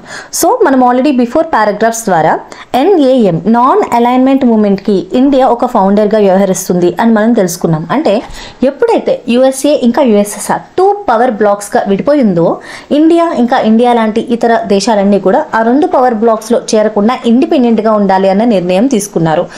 అందులో భాగంగా ఈ నాన్ అలైన్మెంట్ మూవ్మెంట్ అనేది ముందుకొచ్చింది. ఇండియా ఎప్పుడు కూడా విదేశాలతో సంబంధాలు, ఫారెన్ పాలసీస్ అన్ని గాంధీ యొక్క ప్రిన్సిపల్స్ ఆధారంగా చేయాలనుకుంది. అంటే శాంతియుతంగా, పీస్ఫుల్ ఇంకా నాన్ వైలెన్స్ పరంగా ఎటువంటి గొడవలు లేకుండా ఒక పీస్ఫుల్ ఎగ్జిస్టెన్స్ ఉండాలని చెప్పేసి అనుకుంది. To emphasis its determination for peace అంటే శాంతి కోసం ఎంత ఎక్స్టెంట్ వరకు వెళ్తుంది అనేది Jawaharlal Nehru formulated his own renowned Panchsheel principles. మనం పీస్కి ఎంత ఇంపార్టెన్స్ ఇస్తుంది ఇండియా అనే విషయం మనకి జవహర్లాల్ గారు తీసుకున్న ఈ పంచశీల్ పాలసీ ద్వారా, ఈ ప్రిన్సిపల్స్ ద్వారా మనకు అర్థమవుతుంది. ఇక్కడ ఒక 5 పాయింట్స్ ఉన్నాయి. ఈ NAM ఈ 5 పాయింట్స్ మీద నడుస్తుంది. అసలు ఏంటి ఈ పంచశీల్ ప్రిన్సిపల్స్ అనేది చూద్దాం. Firstly respect each others sovereignty and territorial integrity. Sovereignty అంటే ప్రతి కంట్రీ యొక్క వాళ్ళ యొక్క ఇంటర్నల్ అఫైర్స్ అన్నీ కూడా వాళ్ళ కంట్రీకి సంబంధించిన లీడర్స్ కానీ లేదా వాళ్ళ కంట్రీ యొక్క కాన్స్టిట్యూషన్ ప్రకారం జరుగుతుంటాయి. అందులో మరొక దేశం ఇంటర్ఫియర్ అవ్వకూడదు, జోక్యం చేసుకోకూడదు, రెస్పెక్ట్ ఇవ్వాలి. ఇంకొక విషయం టెరిటోరియల్ ఇంటిగ్రిటీ అంటే వేరే ఇతర దేశ భూభాగాలకు కూడా రెస్పెక్ట్ ఇస్తూ ఊరికే అటాక్లు, దాడులు చేసుకోవడం లేదా వాళ్ళ యొక్క టెరిటరీస్ని ఆక్యుపై చేసుకోవడం లాంటివి చేయకూడదు. Next non interference in the internal affairs of the countries. వేరే దేశాల యొక్క ఇంటర్నల్ అఫైర్స్లో కూడా జోక్యం చేసుకోకూడదు. Non aggression and settlement of disputes with mutual understanding. ఎటువంటి విద్వేషాలు, ఎటువంటి కోపోద్రికతలకు లోనవ్వకుండా మ్యూచువల్గా ఒక దేశం వాళ్ళు మరొక దేశస్తుల్ని అర్థం చేసుకుని ఒక రెస్పెక్ట్ఫుల్గా వెళ్ళాలి. ఎటువంటి గొడవలు ఉండకూడదు. డిస్ప్యూట్స్ ఉన్నా అవి మాటలతోనే మ్యూచువల్ అండర్స్టాండింగ్తో సాల్వ్ చేసుకోవాలి. Endeavour to achieve cooperation and mutual respect in international relationship. అంతర్జాతీయంగా వేరే దేశాలతో మనం సంబంధాలు పెట్టుకుంటున్నప్పుడు ఆ ప్రాసెస్లో మ్యూచువల్ కోఆపరేషన్ ఉండాలి. ఒకరితో ఒకరు సహకరించాలి అండ్ మ్యూచువల్ రెస్పెక్ట్ కూడా ఉండాలి. Promoting peaceful existence. ఎప్పుడు కూడా ఒక శాంతియుతమైన ప్రాసెస్లో మనం వెళ్ళాలి అని చెప్పేసి ఈ పంచశీల్ ప్రిన్సిపల్స్ని ఆయన ప్రవేశపెట్టారు. దీని ఆధారంగా NAM నాన్ అలైన్మెంట్ మూమెంట్ అనేది ఉంది. And these were to determine India's relationship or relations with other countries especially its neighbours. ఇవన్నీ కూడా ఇండియా వారి యొక్క నైబర్స్తో ఏ విధంగా వ్యవహరించాలనుకుంటుంది అనేది మనకి దీని ద్వారా తెలుస్తుంది. ఏంట neighbours? China, Pakistan, Sri Lanka, subsequently Bangladesh. ఈ కంట్రీస్తో పీస్ఫుల్ ఎగ్జిస్టెన్స్ని ఉండాలని భారతదేశం ఎల్లప్పుడూ కోరుకుంటుంది. Read the following accounts of India's relation with its neighbours and understand the extent to which it has been based on these principles. Below paragraphs ద్వారా మనం ఈ ప్రిన్సిపల్స్ అన్నిటినీ ఫాలో అవుతూ ఇండియా తన యొక్క నైబరింగ్ కంట్రీస్తో ఎలాంటి రిలేషన్షిప్ని కలిగి ఉంది అనేది మనం తెలుసుకుందాం. So firstly let us understand about India's relationship with China. ఒక్కసారి మన మ్యాప్లో ఇండియా యొక్క నైబరింగ్ కంట్రీస్ ఏంటి అనేది చూద్దాం. మీకు ఆల్రెడీ నైబర్ అంటే తెలుసు, మనం పక్కింటి వాళ్ళని నైబర్ అంటాం. సో మన చుట్టుపక్కల ఉన్న ప్రాంతాన్ని నైబర్హుడ్ అంటాం. అలాగే ఇండియా యొక్క నైబరింగ్ కంట్రీస్ ఇవి అనమాట. అదేంటి చూడండి, మనకి ఇక్కడ పాకిస్తాన్ ఉంది వెస్ట్ నార్త్ వెస్ట్ వైపు, అండ్ ఇక్కడ నార్త్ ఈస్ట్ వైపు China, Nepal, this is Bangladesh and this is Sri Lanka. ఇవన్నీ కూడా నైబరింగ్ కంట్రీస్. మనం ఇప్పుడు ఇండియా ఇంకా చైనా ఈ రెండు కంట్రీస్ మధ్య ఉన్న రిలేషన్స్ని అర్థం చేసుకోవడానికి ప్రయత్నిద్దాం. This is China. మన ప్రీవియస్ లెసన్స్లో చైనా యొక్క హిస్టరీ గురించి తెలుసుకున్నాం. లైక్ చైనాలో కూడా ఈ అమెరికా ఇంకా సూపర్ పవర్స్ యొక్క ఇన్ఫ్లుయెన్స్ నుంచి వాళ్ళు కంప్లీట్ లిబరేషన్ ఇండిపెండెన్స్ పొందడానికి ఏ రకాల రెవల్యూషన్స్ చేశారు, అండ్ అంతేకాకుండా చైనాలో ఏన్షియంట్గా ఉన్న ట్రెడిషనల్ ఈవిల్ ప్రాక్టీసెస్ నుంచి కూడా వాళ్ళు ఎలా బయటకు వచ్చారు, ఏ విధమైన పోరాటాలు తిరుగుబాట్లు చేశారనేది మనం ప్రీవియస్ లెసన్స్ ద్వారా తెలుసుకున్నాం. సో ఇక్కడ మీకు క్వశ్చన్ ఏంటంటే ఆ లెసన్ ఏంటనేది మీరు కమెంట్ చేయాలి. అండ్ ఇంకొక question, what is the capital city of China, అది కూడా మీరు కమెంట్ చేయండి. అండ్ నౌ సో ఇలాంటి ఒక వైలెంట్ రివల్యూషన్ చేసిన తర్వాత ఎన్నో ఏళ్ల స్ట్రగుల్ తర్వాత ఫైనలీ చైనా ఒక కమ్యూనిస్ట్ రిపబ్లిక్గా 1949లో ఏర్పాటైంది. So India is the one of the first country to recognise China's communist government. చైనాని ఒక కమ్యూనిస్ట్ గవర్నమెంట్గా రికగ్నైజ్ చేయడంలో ఇండియా ఒక మొదటి కంట్రీ అని మనం చెప్పుకోవచ్చు. అంతేకాకుండా India also supported a permanent seat in UN security council. మనం ముందు పారాగ్రాఫ్లో తెలుసుకున్నాము. UN అంటే ఏంటి? United nations. అందులోనే ఒక విభాగం సెక్యూరిటీ కౌన్సిల్లో చైనా ఒక శాశ్వత మెంబర్గా, పర్మనెంట్ మెంబర్గా ఉంది. సో దానికి కూడా మన ఇండియా సపోర్ట్ చేస్తూ వచ్చింది. So that seat was earlier occupied by Chiang కై షేక్ గవర్నమెంట్. ఈ చియాంగ్ కై షేక్ అనే వ్యక్తి కూడా మనం ప్రీవియస్ లెసన్లో డిస్కస్ చేసుకున్నాము, మీరు ఒకసారి రీకాల్ చేసుకోండి. India helped China take part in Bandung conference in spite of their ideological differences. అంటే పొలిటికల్గా, రాజకీయంగా వాళ్ళొక కమ్యూనిస్ట్ పార్టీ, మనం డెమోక్రసీని ఫాలో అవుతున్న కంట్రీ. సో పొలిటికల్ ఐడియాలజీస్ వేరువేరుగా ఉన్నప్పటికీ కూడా ఎన్నో విషయాల్లో మనం చైనాకి సపోర్ట్ చేస్తూ సమర్థిస్తూ వచ్చాం. దానికి ఒక ఎగ్జాంపుల్ ఇది ఏంటంటే బండంగ్లో జరిగిన కాన్ఫరెన్స్ కూడా ఇండియా చైనాకి హెల్ప్ చేసింది. Both countries signed the Panchsheel pact on 29th April 1954. So ఎప్పుడైతే నాన్ అలైన్మెంట్ ట్రీటీ చేసుకున్నారో ఆ టైంలో పంచశీల్ పాలసీని జవహర్లాల్ నెహ్రూ గారు తీసుకొచ్చారు కదా. సో అప్పుడు చైనా కూడా దానికి అగ్రీ చేసి ఆ ట్రీటీకి సైన్ చేసింది. ఓకే, ఇటువంటి టర్మ్స్తోనే ఉందాము అని చెప్పి. ఎప్పుడు జరిగింది అది? 1954 29th April జరిగింది. The leaders of both countries visited each others country and they were greeted by a large friendly crowds. ఆ టైంలో అంటే 1954 ఆ టైంకి రెండు కంట్రీస్కి మధ్య చాలా స్నేహపూర్వకమైన రిలేషన్స్ ఉన్నాయి. అండ్ ఈచ్ అదర్ లీడర్స్ రెండు కంట్రీస్ని విజిట్ చేయడం అండ్ ఆ కంట్రీస్లో ఉన్న సిటిజన్స్ అందరూ కూడా చాలా ఫ్రెండ్లీగా రిసీవ్ చేసుకోవడం అనేది జరిగింది. So during the colonial rule McMahon line was drawn as the border of the countries. Colonial ruling అంటే ఏంటి? బ్రిటిష్ వాళ్ళు మన కంట్రీని పరిపాలిస్తున్న టైం నుండి మనకి ఒక బోర్డర్ లైన్ అనేది గీయబడింది. దాన్ని మెక్మోహన్ లైన్ అంటాం. సో అదేంటనేది ఒకసారి ఇక్కడ చూడండి. ఇది ఇండియాలోని అరుణాచల్ ప్రదేశ్ ప్రాంతం. Okay, this is Arunachal. ఇక్కడ చూడండి. అండ్ దీన్నే మనం మెక్మోహన్ లైన్ అనేసి అంటున్నాం. This is McMahon line. Colonial ruling ఉన్నప్పటికీ కంట్రీస్కి మధ్య ఒక బోర్డర్ లైన్గా మెక్మోహన్ లైన్ని గీయడం జరిగింది. సో దీన్ని నెహ్రూ గారు కూడా యాక్సెప్ట్ చేశారు. అసలు ఈ మెక్మోహన్ లైన్ అనేది ఏ బోర్డర్ లైన్ అనేది చూద్దాము. మీరు ఈ మ్యాప్ గమనించండి. This is India, right? So ఇది అరుణాచల్ ప్రదేశ్ ఏరియా. ఇక్కడ మీకు ఏదైతే బోర్డర్ లైన్ కనిపిస్తుందో దీన్నే మనం మెక్మోహన్ లైన్ అనేసి అంటున్నాం. చూడండి, this is McMahon line. Okay, ఇక్కడ ఇండియాకి చైనాకి మధ్యలో టిబెట్ అని ఒక ప్రాంతం ఉండేది. సో ఈ టిబెట్ ఒక బఫర్ జోన్గా ఉండేది చైనా ఇంకా ఇండియా మధ్య. కానీ ఆ తర్వాత 1950 టైంలో చైనా ఏం చేసిందంటే టిబెట్ మీద అటాక్ చేసి దాడి చేసి టిబెట్ని చైనాలోకి కలిపేసింది, ఆక్యుపై చేసుకుంది, ఎనెక్స్ చేసింది. So it was a dependent state of old Chinese empire. వాళ్ళు ఇచ్చిన రిప్లై ఏంటంటే సో పాత చైనీస్ సామ్రాజ్యానికి చెందిన ప్రదేశమే టిబెట్ అని చెప్పేసి వాళ్ళు ఒక రెస్పాన్స్ ఇచ్చారు. ఎప్పుడైతే టిబెట్ అనే ప్రాంతం చైనా ద్వారా ఎనెక్స్ చేయబడిందో అప్పటి నుంచి ఒక బఫర్ జోన్ అనేది లేదు ఈ రెండు కంట్రీస్ మధ్య. ఓకే, నెక్స్ట్ ఈ టిబెట్ని ఆక్యుపై చేసుకున్న ప్రాసెస్లో టిబెట్ వాసులందరూ కూడా చాలా పెద్ద ఎత్తున తిరుగుబాటే చేశారు. ఎవరి మీద? చైనా మీద.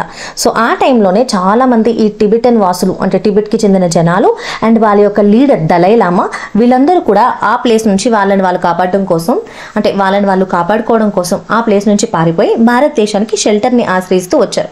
ఆ టైంలో ఇండియా వాళ్ళందరికీ కూడా అంటే హ్యుమానిటేరియన్ గ్రౌండ్స్ ప్రకారం మానవత్వంతో హ్యుమానిటేరియన్ గ్రౌండ్స్ ప్రకారం వాళ్ళందరికీ కూడా షెల్టర్నిచ్చింది. They gave asylum to Dalai Lama and caused a conflict. దీనివల్ల ఎప్పుడైతే ఇండియా ఈ టిబెటన్ వాసులకి దలైలామాకి షెల్టర్ ఇచ్చిందో దానివల్ల చైనా ఇండియా మీద చాలా కోపం అనేది తెచ్చుకుంది, అపోజ్ అయిపోయారు. ఎందుకంటే Chinese started considering India as an adversary. Prior to this, a border dispute had surfaced between India and China.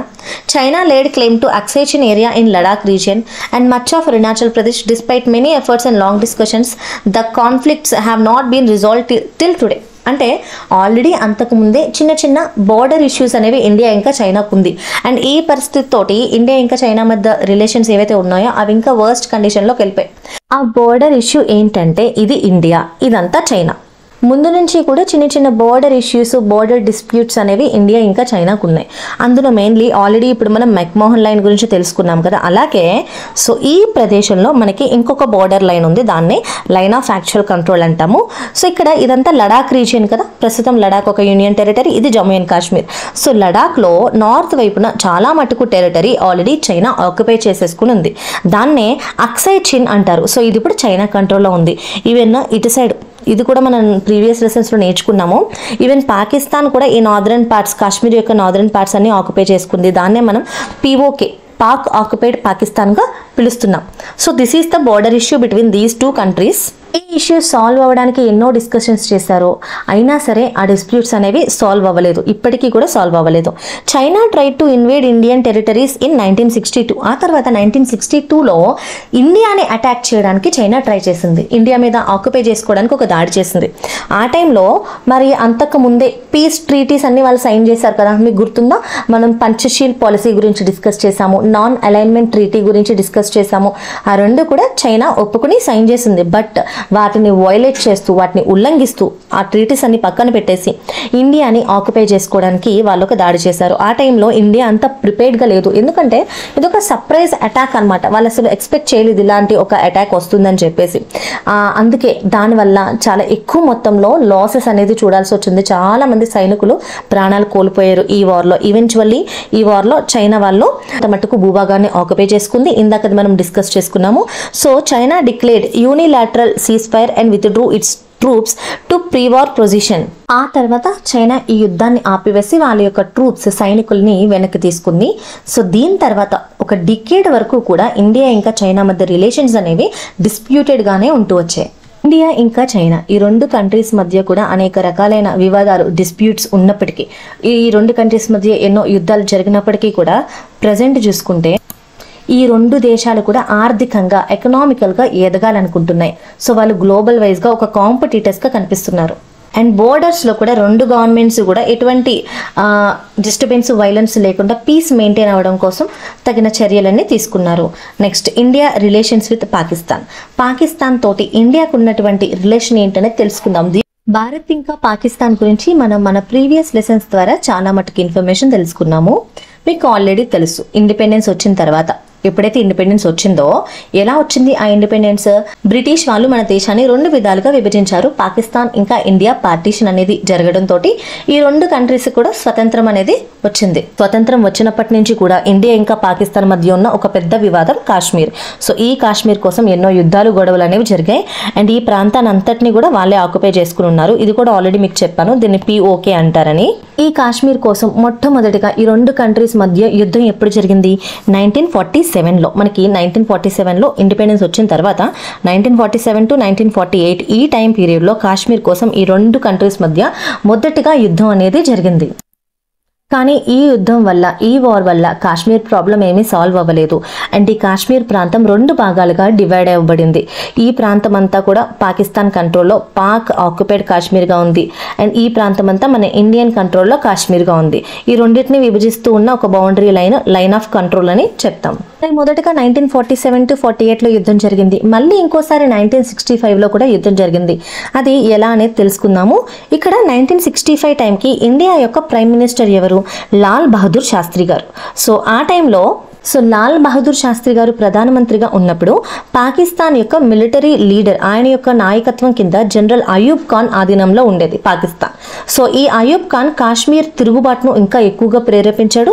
భారతదేశం మీద కాశ్మీర్ కోసం చాలా పెద్ద ఎత్తున మళ్ళీ దాడి చేశారు. కానీ దీని పట్ల కాశ్మీరీ ప్రజలు ఏమాత్రం వాళ్ళ యొక్క సపోర్ట్ ని ఇవ్వలేదు. అంతేకాకుండా భారతదేశం పంజాబ్లో వీళ్ళ మీద ఎదురు దాడి చేసి లాహోర్ మీద కూడా దాడి చేయడం ద్వారా పాకిస్తాన్ని వెనక్కి తగ్గేలా చేసింది. ఈ విధంగా 1965లో పాకిస్తాన్ వాళ్ళే ఇండియా మీద దాడి చేసి కాశ్మీర్ కోసం వాళ్ళు మళ్ళీ పోరాటాలు చేస్తూ రెచ్చగొట్టారు. అదంతా మళ్ళీ ఒక యుద్ధంగా చాలా పెద్ద నష్టాన్ని తీసుకొచ్చింది. ఆ టైంలో ఈ పరిస్థితుల్ని కంట్రోల్లోకి తీసుకురావడం కోసం UN సెక్రటరీ, ఐక్యరాజ్య సమితి యొక్క సెక్రటరీ జనరల్ ఎవరైతే ఉన్నారో ఆయన ఈ 2 కంట్రీస్ని పర్సూట్ చేసి ఒప్పించి యుద్ధాన్ని ఆపమని చెప్పి, సీజ్ ఫైర్ చేయమని 2 కంట్రీస్ని కూడా ఒక ఒప్పందానికి తీసుకొచ్చి యుద్ధాన్ని నిలిపివేశారు. ఈ విధంగా UN సెక్రటరీ జనరల్ ఇన్వాల్వ్మెంట్ తోటి ఈ 1965 యుద్ధం అనేది నిలిచిపోయింది. ఆ తర్వాత ఈ 2 కంట్రీస్ కూడా ఒక అగ్రిమెంట్లోకి వచ్చాయన్నమాట. ఒక పీస్ ట్రీటీలోకి వచ్చారు. అంటే శాంతియుతంగా వెళ్ళాలి, గొడవలు జరగకూడదు అనే దానికోసం ఒక అగ్రిమెంట్ సైన్ చేశారు.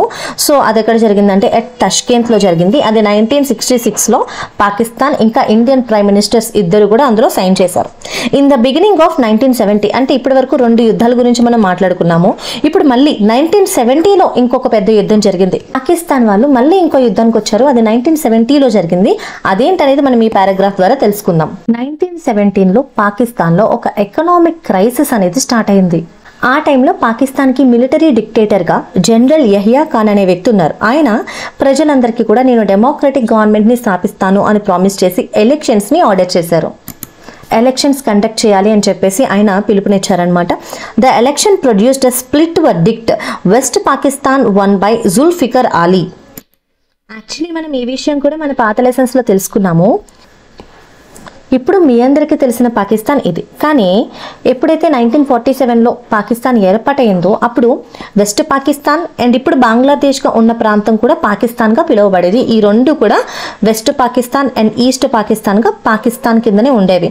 సో ఆ టైంలో ఎప్పుడైతే ఈయన ఎలక్షన్స్ని ఆర్డర్ చేశారో, ఎలక్షన్స్కి పిలుపునిచ్చారో, ఆ ఎలక్షన్స్లో వెస్ట్ పాకిస్తాన్లో జుల్ఫికర్ అలీ అనే వ్యక్తి గెలిచారు. అండ్ అదేవిధంగా ఈస్ట్ పాకిస్తాన్లో షేక్ ముజీబుర్ రెహమాన్ అనే వ్యక్తి గెలిచారు. ఈస్ట్ పాకిస్తాన్ అంటే ఇక్కడ అనమాట, ఇక్కడ ఈ వ్యక్తి గెలిచారు. యాక్చువల్లీ ఏంటి, ఇక్కడ గెలిచిన వ్యక్తి ఈస్ట్ పాకిస్తాన్లో షేక్ ముజబీర్ ఉర్ రెహమాన్ అనే వ్యక్తి గెలిచారు కదా, ఆయన అక్కడ గవర్నమెంట్ని ఫామ్ చేయాలి. కానీ పాకిస్తాన్ ప్రభుత్వం ఈ తీర్పుని, ఈ వర్డిక్ట్ని అంగీకరించలేదు, యాక్సెప్ట్ చేయలేదు. ముజీబుర్ రెహమాన్ ఎవరైతే గెలిచారో ఆ వ్యక్తిని అరెస్ట్ చేసి వెస్ట్ పాకిస్తాన్కి తరలించారు. దీంతో ముజీబుర్ రెహమాన్కి ఫేవరెట్గా లేదా ఆయన్ని అభిమానించే వ్యక్తులు ఎవరైతే ఉంటారో ఈస్ట్ పాకిస్తాన్లో వాళ్ళందరూ కలిసి ఒక పెద్ద మూమెంట్ అనేది చేశారు.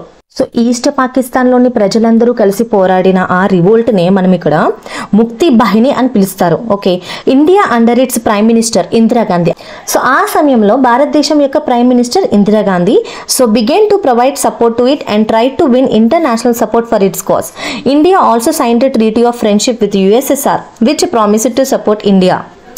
అంటే ఈ ఈస్ట్ పాకిస్తాన్కి ఇండియా మద్దతు ఇస్తూ వాళ్ళకి షెల్టర్ కూడా ఇచ్చింది. ఎవరైతే అక్కడి నుంచి రిఫ్యూజీస్గా వచ్చారో వాళ్ళందరికీ ఆశ్రయం ఇచ్చింది. అంతేకాదు ఇందిరాగాంధీ దీనికి మద్దతు అందిస్తూ డిసెంబర్ 1971లో పాకిస్తాన్తో యుద్ధం జరిగింది. అండ్ తూర్పు పాకిస్తాన్, ఈస్ట్ పాకిస్తాన్ ఏదైతే ఉందో వాళ్ళు విముక్తి పొందారు. ఫైనలీ వాళ్ళు ఇండిపెండెంట్ అయ్యారు. దీంతో బంగ్లాదేశ్ అనే కొత్త దేశం ఏర్పడింది. అండ్ ఇందులో ఇండియాకి యుఎస్ఎస్ఆర్ సపోర్ట్ చాలా ఉందన్నమాట ఈ 1971లో జరిగిన యుద్ధంలో. సో ఈ విధంగా ఈస్ట్ పాకిస్తాన్ కాస్త బంగ్లాదేశ్గా ఏర్పడింది. అంటే బంగ్లాదేశ్ ఒక ఇండిపెండెంట్ నేషన్గా ఫామ్ అయ్యే విధానంలో ఇండియా యొక్క సపోర్ట్ చాలా ఉంది అని మనకి ఈ పారాగ్రాఫ్ ద్వారా అర్థమవుతుంది. ఆ తర్వాత 1971లో ఒక ఫుల్ ఫ్లెడ్జ్డ్ వార్ అనేది పాకిస్తాన్తో బ్రోక్ అయింది. And the war ended only with the liberation of east Pakistan. Bangladesh ఒక సెపరేట్ నేషన్గా ఏర్పడిన తర్వాత అప్పుడే మనకి వార్ అనేది ఎండ్ అయింది. అది కూడా ఇండియా సీజ్ ఫైర్ని ప్రకటించి యుద్ధాన్ని నిలిపివేసింది. ఆ తర్వాత షిమ్లా అగ్రిమెంట్ అనేది ఒకటి జరిగింది. అందులో between the countries under the leadership of Zulfiqar Ali Bhutto and prime minister of Indira Gandhi. ఈ లీడర్స్ ఇద్దరు కూడా ఈ అగ్రిమెంట్లో సైన్ చేయడం జరిగింది. Since 1971 war there has been no open war. అంటే 1971 తర్వాత ఒక పెద్ద వార్ మళ్ళీ రాలేదు. కానీ చాలా చిన్న చిన్న గొడవలు, చిన్న చిన్న డిస్ప్యూట్స్ అనేవి జరుగుతూనే ఉన్నాయి. అంతేకాదు బోర్డర్లో ఎప్పుడు కూడా వైలెన్స్ అనేది జరుగుతూ ఉండేది. మీరు ఆల్రెడీ కార్గిల్ యుద్ధం గురించి వినే ఉంటారు కదా. So in which anti Indian militants had occupied portions of Indian territory. ఈ కార్గిల్ యుద్ధంలో 1999లో జరిగిన ఈ కార్గిల్ యుద్ధంలో పాకిస్తాన్ సపోర్ట్ తోటి చాలా మంది టెర్రరిస్టులు ఇండియా యొక్క భూభాగంలోకి, టెరిటరీలోకి చొరబడి చాలా మంది ఇండియా మీద యుద్ధం చేయడానికి దిగారు. సో ఆ విధంగా 1999లో ఇండియన్ ఆర్మీ ఒక మేజర్ మిలిటరీ ఆపరేషన్ జరిపి సో ఈ ఆర్మీని వెనక్కి పంపించడం, పాకిస్తాన్కి పంపించడం, వాళ్ళను ఓడించడం అనేది జరిగింది. ఎన్నో ఇయర్స్ నుంచి కూడా ఇండియాని అంటే మన దేశాన్ని విభజించే ఉద్యమాలకి పాకిస్తాన్ ఎక్కువగా మద్దతు ఇస్తూ ఉంది. అంటే వాళ్ళ యొక్క సపోర్ట్ని ఇస్తూ ఉంది. పంజాబ్ విషయంలో కానివ్వండి, జమ్మూ అండ్ కాశ్మీర్ విషయంలో కానివ్వండి వాళ్ళ యొక్క మద్దతు ఇస్తూనే ఉంది. And India has often accused Pakistan of not only supporting such movements but actively training and sending religious extremist to foment trouble in India. అంటే పాకిస్తాన్ ఒక పక్క నుండి దేశాన్ని విభజించడానికి వీళ్ళందరికీ సపోర్ట్ ఇవ్వడమే కాదు, దాంతో పాటు కూడా ఎప్పటికప్పుడు వాళ్ళు ఈ ఉగ్రవాద గ్రూపులను తయారు చేయడం, వాళ్ళకి శిక్షణ ఇవ్వడం, ఎక్కువగా వెపన్స్ని స్టోర్ చేసుకోవడం, ఈవెన్ కాశ్మీర్లో ఉండే లోకల్ కాశ్మీరీ యూత్ని కూడా మ్యానిపులేట్ చేసి వాళ్ళకు కూడా ఈ టెర్రరిస్ట్ యాక్టివిటీస్ అన్నిటిని ట్రైనింగ్ ఇచ్చి టెర్రరిస్టులుగా మారుస్తుందని చెప్పేసి ఇండియా కూడా వాళ్ళ మీద ఎప్పుడు అక్యూజ్ చేస్తూ వచ్చింది. So Pakistan in turn had been accusing India of trying to destabilise it and constantly threatening it with military action. తిరిగి పాకిస్తాన్ ఏం అక్యూజ్ చేస్తూ వచ్చింది, ఇండియా కూడా మా కంట్రీలో ఒక స్టెబిలిటీ లేకుండా చేస్తుంది, మమ్మల్ని ఎప్పటికప్పుడు మిలిటరీ యాక్షన్ తోటి థ్రెటన్ చేస్తుందని చెప్పేసి వాళ్ళు అక్యూజ్ చేస్తూ వచ్చారు. ఈ రెండు దేశాలు కూడా ఎక్కువగా వాళ్ళ యొక్క ఫండ్స్ని వెపన్స్ని తయారు చేసుకోవడం మీద ఇన్వెస్ట్ చేస్తూ వచ్చారు. లైక్ న్యూక్లియర్ వెపన్స్ కానివ్వండి, మిసైల్స్ కానివ్వండి, ఇవన్నీ ఎక్కువ మొత్తంలో స్టోర్ చేసుకుంటూ వచ్చారు. This also led to the two countries spending inordinate amount of scarce funds on arming themselves against each other. Both the countries have nuclear weapons and believe that this would act as a deterrent. ఈ రెండు countries కూడా వాళ్ళ దగ్గర ఉండే ఈ weapons వల్లే వాళ్ళకి భద్రత ఉంది, ఒకళ్ళు మనం డిఫెండ్ చేసుకోగలుగుతామని బిలీవ్ చేస్తున్నారు. At the same time, given the long history of a shared culture and civilization, the people of India and Pakistan have often tried to overcome the hatred nurtured by the vested interest and building bridge of friendship through trade, sport, film, tourism and cultural exchanges. ఇటు భారతదేశం అటు పాకిస్తాన్ ఈ రెండు దేశాలు కూడా శాంతియుతంగా పీస్ఫుల్గా develop అవ్వాలంటే డెఫినెట్లీ ఇద్దరి మధ్య కోఆర్డినేషన్ అండ్ కోఆపరేషన్ ఉండాలి. ఇటువంటి యుద్ధాలు, వార్స్ అనేవి డెఫినెట్లీ ఆగిపోవాలి. సో హిస్టరీలో ఎప్పటి నుంచో ఎన్నో ఏళ్ల నుంచి కూడా మనం అబ్జర్వ్ చేస్తే ఈ రెండు కంట్రీస్ కూడా ఒకవైపు నుండి రెండు కంట్రీస్ మధ్య ఒక స్నేహపూర్వకమైన ఫ్రెండ్లీ రిలేషన్స్ ఇంప్రూవ్ అవడానికి చాలా రకాలుగా ట్రై చేస్తున్నారు. అందులో భాగంగా కల్చరల్ ఎక్స్చేంజ్ చేయడం కానీ, ట్రేడ్, స్పోర్ట్స్, ఫిలిం వీటన్నిటి ద్వారా ఒక ఫ్రెండ్షిప్ని క్రియేట్ చేయడానికి కూడా ట్రై చేసుకుంటూ ఉన్నారు. Many Indians and Pakistanians feel that secularism, democracy and freedom in both countries will enable a greater understanding cooperation between the two people. అండ్ చాలామంది పాకిస్తానీ పీపుల్, ఇండియా పీపుల్ ఏ విధంగా ఫీల్ అవుతూ ఉంటారంటే, అంటే మన కంట్రీస్లో ఉన్న సెక్యులరిజము, డెమోక్రసీ ఇంకా ఫ్రీడమ్ ఇవన్నీ కూడా మన కంట్రీస్ యొక్క అండర్స్టాండింగ్, కోఆపరేషన్కి హెల్ప్ అవుతుంది అని చాలామంది భావిస్తూ వచ్చారు. These idols are under threat. కానీ ఇవన్నీ కూడా ఒక భయంకరమైన థ్రెట్ కింద, బెదిరింపుల కింద మనకు కనిపిస్తూ ఉన్నాయి. ఎందుకంటే ఇవన్నీ కూడా కనుమరుగైపోతూ దేశాల మధ్య కోట్లాటలు లేదా కాన్ఫ్లిక్ట్స్, గొడవలు అనేది ఎప్పటికప్పుడు రెచ్చగొడబడుతూ అంటే ప్రొవోక్ చేయబడుతూ వస్తున్నాయి. ఇండిపెండెన్స్ వచ్చినప్పటి అప్పటి నుంచి ఇప్పటి వరకు చూస్తే ఇండియాకి పాకిస్తాన్కి మధ్య రిలేషన్స్ అనేవి అన్స్టేబుల్గానే ఉన్నాయని చెప్పుకోవచ్చు. ఇప్పటికీ కూడా రెండు కంట్రీస్ మధ్య ఉన్న రిలేషన్స్ అనేవి ఎంత మాత్రం ఇంప్రూవ్ అవ్వలేదు. ఇంకా కూడా మనకి వార్ సిచ్యువేషన్స్, రెండు కంట్రీస్ కూడా వెపన్స్ రెడీ చేసుకుని ఎప్పుడు కూడా ఒక రెండు కంట్రీస్ యొక్క బోర్డర్ లైన్ ఎప్పుడు కూడా కొంచెం వైలెన్స్ పరంగా కొంచెం భయంకరమైన పరిస్థితుల్లోనే ఉంటుంది. ఇన్ని సంవత్సరాల తర్వాత కూడా రెండు కంట్రీస్ మధ్య ఉన్న రిలేషన్స్ అనేవి ఏమాత్రం ఇంప్రూవ్ అవ్వలేదని మనకి ఇప్పుడు కూడా కనిపిస్తుంది. ఈవెన్ ఇప్పటికీ కూడా మనకి బోర్డర్లో ఎప్పుడు ఏదో ఒక ఇష్యూ జరుగుతూ ఉంటుంది. వాళ్ళు చాలాసార్లు వాళ్ళు ఇప్పటికీ కూడా కాశ్మీర్ కోసం ప్రయత్నాలు అనేవి ఆపకుండా ఎప్పటికప్పుడు ఇండియా మీద అటాక్ చేయడం ద్వారా కాశ్మీర్ యొక్క బోర్డర్ అంతా కూడా ఎప్పుడు కూడా ఒక భయంకరమైన పరిస్థితుల ద్వారా ఎప్పుడు బాంబ్ అటాక్స్ అనేవి జరుగుతూ వైలెన్స్ అనేది ఎక్కువగా ఆ ప్రాంతంలో మనకి కనిపిస్తుంది. ఈ పారాగ్రాఫ్ ద్వారా ఇండియా ఇంకా పాకిస్తాన్ మధ్య ఎలాంటి రిలేషన్స్ ఉన్నాయని మీకు అర్థమైంది అనుకుంటున్నాను. Now let us understand about India's relation with Bangladesh. మనం ఇందాక పారాగ్రాఫ్లోనే తెలుసుకున్నాం. యాక్చువల్లీ బంగ్లాదేశ్ అనేది పాకిస్తాన్ ఒకప్పుడు, అంటే బంగ్లాదేశ్ ఏర్పాటు అవ్వకముందు పాకిస్తాన్ అండర్లో ఉన్న ఈస్ట్ పాకిస్తాన్ అనే ప్రాంతం. కానీ ఇండియా యొక్క ఇంటర్ఫీరెన్స్ అండ్ సపోర్ట్ తోటి ఇది ఒక సెపరేట్ నేషన్గా బంగ్లాదేశ్ అనే న్యూ కంట్రీగా ఎమర్జ్ అయింది. So Bangladesh was liberated from Pakistan with the help of Indian troops. భారతదేశ సైనికుల వల్ల వాళ్ళ యొక్క హెల్ప్ తోటే ఒక సెపరేట్ నేషన్గా 1971లో ఏర్పడింది. It signed 25 years peace treaty with India immediately after its independence. బంగ్లాదేశ్కి స్వతంత్రం వచ్చిన వెంటనే ఇండియా తోటి మేము ఎప్పుడు కూడా శాంతియుతమైన రిలేషన్స్ కలిగి ఉంటాము అని చెప్పేసి ఒక పీస్ ట్రీటీ వాళ్ళు సైన్ చేశారు. 25 years వరకు కూడా మేము శాంతియుతంగా ఉంటామని చెప్పేసి వాళ్ళు పీస్ ట్రీటీ అని సైన్ చేశారు. However they have had differences over several issues like sharing of river waters of Ganga and Brahmaputra. అయినా సరే కూడా ఎప్పుడు కూడా అంటే సైన్ చేశారు కదా, శాంతియుతంగా ఉన్నాయంటే లేదు, ఎప్పటికప్పుడు ఏదో ఒక ప్రాబ్లం వస్తూ ఉండేది. అండ్ మోస్ట్లీ గంగా ఇంకా బ్రహ్మపుత్ర రివర్స్ నుంచి వచ్చే వాటర్ కోసం ఈ రెండు కంట్రీస్ మధ్య కూడా కొన్ని డిస్ప్యూట్స్ అనేవి కనబడుతున్నాయి. అంతేకాదు మనం బిఫోర్ లెసన్స్లో తెలుసుకున్నాము, అస్సాము, మేఘాలయ ఇలాంటి ప్లేసెస్లో బంగ్లాదేశీ ప్రజలు ఈవెన్ వెస్ట్ బెంగాల్లో కూడా చాలామంది ఇల్లీగల్గా మైగ్రేట్ అయిపోయి ఇండియన్ టెరిటరీస్లోకి రావడం అనేది జరుగుతుంది. దీన్ని భారతదేశం చాలా పెద్ద మొత్తంలో అపోజ్ చేస్తూ వచ్చింది, ఖండిస్తూ వచ్చింది. India also opposed that large scale illegal migrations of people of Bangladesh into India. The Bangladesh government objected of fencing of borders by India to prevent illegal entry.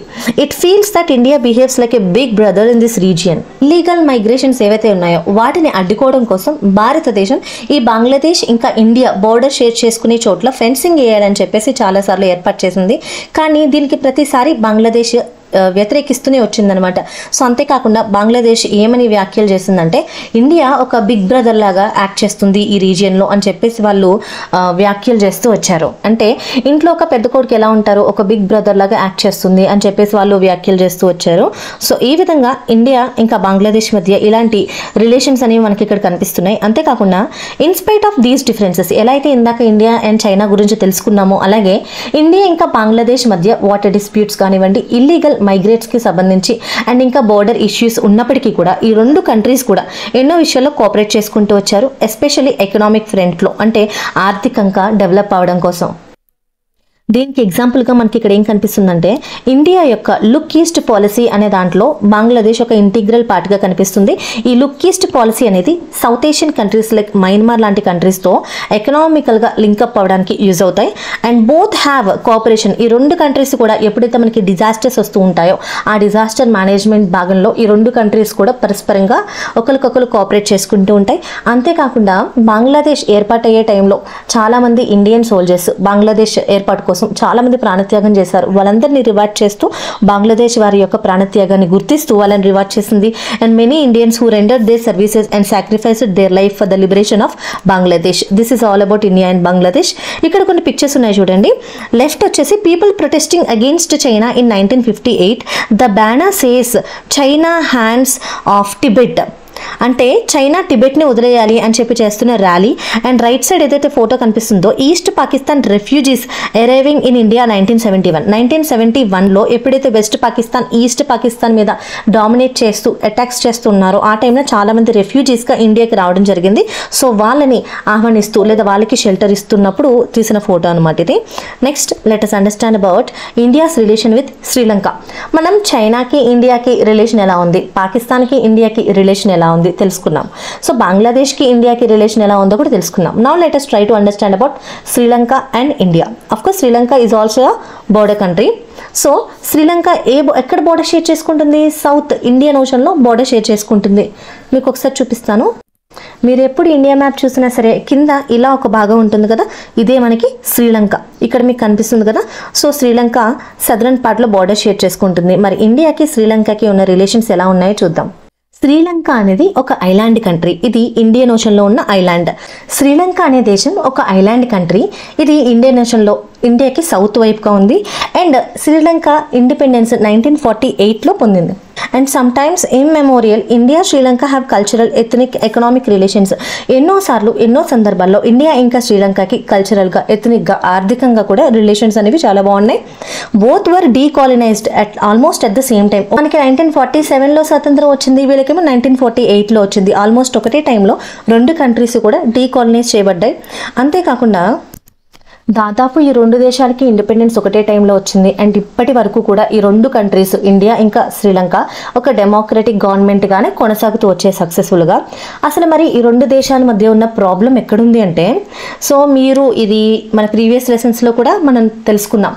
మీకు గుర్తుందా, లాస్ట్ లెసన్లో నేను రాజీవ్ గాంధీ అసాసినేషన్ గురించి వచ్చినప్పుడు మీకు చాలా క్లియర్గా చెప్పాను. సో అదేంటంటే శ్రీలంకలో ఉన్న మెయిన్ ప్రాబ్లం ఏంటంటే తమిళ్ భాష మాట్లాడే మైనారిటీల పట్ల వాళ్ళు ప్రవర్తించే తీరే ఇక్కడున్న మెయిన్ వివాదం అనమాట. అది ఎలా అంటే, ఈ విషయం గురించి మీరు ఆల్రెడీ 9th క్లాస్లో కూడా మీరు డిస్కస్ చేశారు. తమిళ శరణార్థులు ఎవరైతే ఉన్నారో, తమిళ్ రెఫ్యూజీస్ భారతదేశంలో పెద్ద ఎత్తున ప్రవేశించి అండ్ ప్రత్యేక సమస్యగా మార్చారనమాట అదంతా. సిన్హాలిస్ మాట్లాడే ప్రజలు శ్రీలంకలో ఎక్కువగా ఉంటారు. వాళ్ళు లోకల్ శ్రీలంక పీపుల్. అండ్ చాలామంది ఎప్పటినో, ఇదివరకు ఎప్పుడో అంటే ఇప్పుడు కాదు ఎన్నో సంవత్సరాల క్రితమే తమిళ నుంచి మైగ్రేట్ అయ్యి శ్రీలంకలో సెటిల్ అయిన తమిళియన్స్ కూడా చాలామంది ఉంటారు. కానీ శ్రీలంకన్ గవర్నమెంట్ తమిళియన్స్ని ఒకలాగా అండ్ సిన్హాలిస్ని ఎక్కువ ప్రయారిటీ ఇచ్చి చూసేదన్నమాట. దానివల్ల చాలామంది తమిళియన్స్ డిస్క్రిమినేట్ చేయబడ్డారు అనే విధంగా వాళ్ళు భావించేవారు. ఎన్నో ఉద్యమాలు కూడా జరుగుతూ వచ్చాయి. అండ్ ఇక్కడ ఇదే పెద్ద ప్రాబ్లంగా కూడా కనబడుతుంది. సో మనం ఇదే కాంటెక్స్ట్ మనం ప్రీవియస్ లెసన్లో తెలుసుకున్నాము. ఈ విధంగా శ్రీలంకలో ఒక పీస్, శాంతిని ఏర్పరచడం కోసం భారతదేశం మన యొక్క సైనికుల్ని శ్రీలంకకు పంపడం జరిగింది. కానీ శ్రీలంక కానీ లేదా ఈ LTTE తమిళ్ గ్రూప్ ఏదైతే ఉందో ఆ ఆర్గనైజేషన్ కానీ ఇద్దరు కూడా దాన్ని తిరస్కరించారు. మళ్ళీ మన యొక్క సైనికుల్ని వెనక్కి తీసుకొచ్చాం. ఆ తర్వాత ఈ తమిళ్ గ్రూప్ ఏదైతే ఉందో LTTE, అందులో ఒక సభ్యురాలు, ఒక మెంబర్ సూసైడ్ బాంబర్గా వచ్చి అప్పటి ప్రధానమంత్రి అయిన రాజీవ్ గాంధీని హత్య చేశారు. అంటే ఈ తమిళ్ మిలిటెంట్స్ ద్వారా రాజీవ్ గాంధీతో పాటు ఆ సూసైడ్ బాంబర్ అండ్ తనతో పాటు ఇంకొక 14 మెంబర్స్ కూడా ఆ బాంబు దాడిలో చనిపోవడం జరిగింది. అప్పటి వరకు కూడా ఈ తమిళియన్స్కి మన ఇండియన్ గవర్నమెంట్ చాలా హెల్ప్ చేస్తూ వచ్చింది. ఈవెన్ రెండు కంట్రీస్ మధ్య శాంతిని నెలకొల్పడం కోసం ఎన్నో ట్రీటీలు సైన్ చేయించింది. అయినా సరే ఇలాంటి ఒక పెద్ద సంఘటన జరిగిన తర్వాత ఈవెన్చువల్లీ ఆ తర్వాత ఇండియా డిసైడ్ అయిందనమాట, ఇంకా శ్రీలంకన్ గవర్నమెంట్లో జోక్యం చేసుకోకూడదు అని చెప్పేసి తమిళియన్స్ కూడా మద్దతునివ్వడం వెనక్కి తీసుకుంది. ఆ తర్వాత శ్రీలంకలో ఒక పెద్ద సివిల్ వార్ జరిగింది. అందులో చాలామంది ప్రాణాలు కోల్పోయారు అండ్ హ్యూమన్ రైట్స్ యొక్క వైలేషన్ కూడా జరిగింది. అండ్ ఫైనలీ ఆ తర్వాత శ్రీలంకలో సీజ్ ఫైర్ చేసి, అంటే ఒక మిలిటరీ కాన్ఫ్లిక్ట్ ద్వారా శాంతిని తీసుకురాగలిగారు. ఈ శ్రీలంక ఈ ఐలాండ్ కంట్రీలో జరుగుతున్న ఈ మిలిటరీ కాన్ఫ్లిక్ట్ని ఏదో విధంగా ఫైనలీ ఒక ఎండ్కి అయితే తీసుకొచ్చి దాని అంతటినీ కూడా ఒక ముగింపు అనేది పలికింది. సో ఈ విధంగా ఇండియా ఇంకా శ్రీలంక మధ్య రిలేషన్స్ ఉన్నాయి. సో మీకు ఈ పారాగ్రాఫ్స్ ద్వారా మన నైబరింగ్ కంట్రీస్ తోటి ఇండియాకున్న సంబంధాలు ఏంటనేవి అర్థమైంది అనుకుంటున్నాను.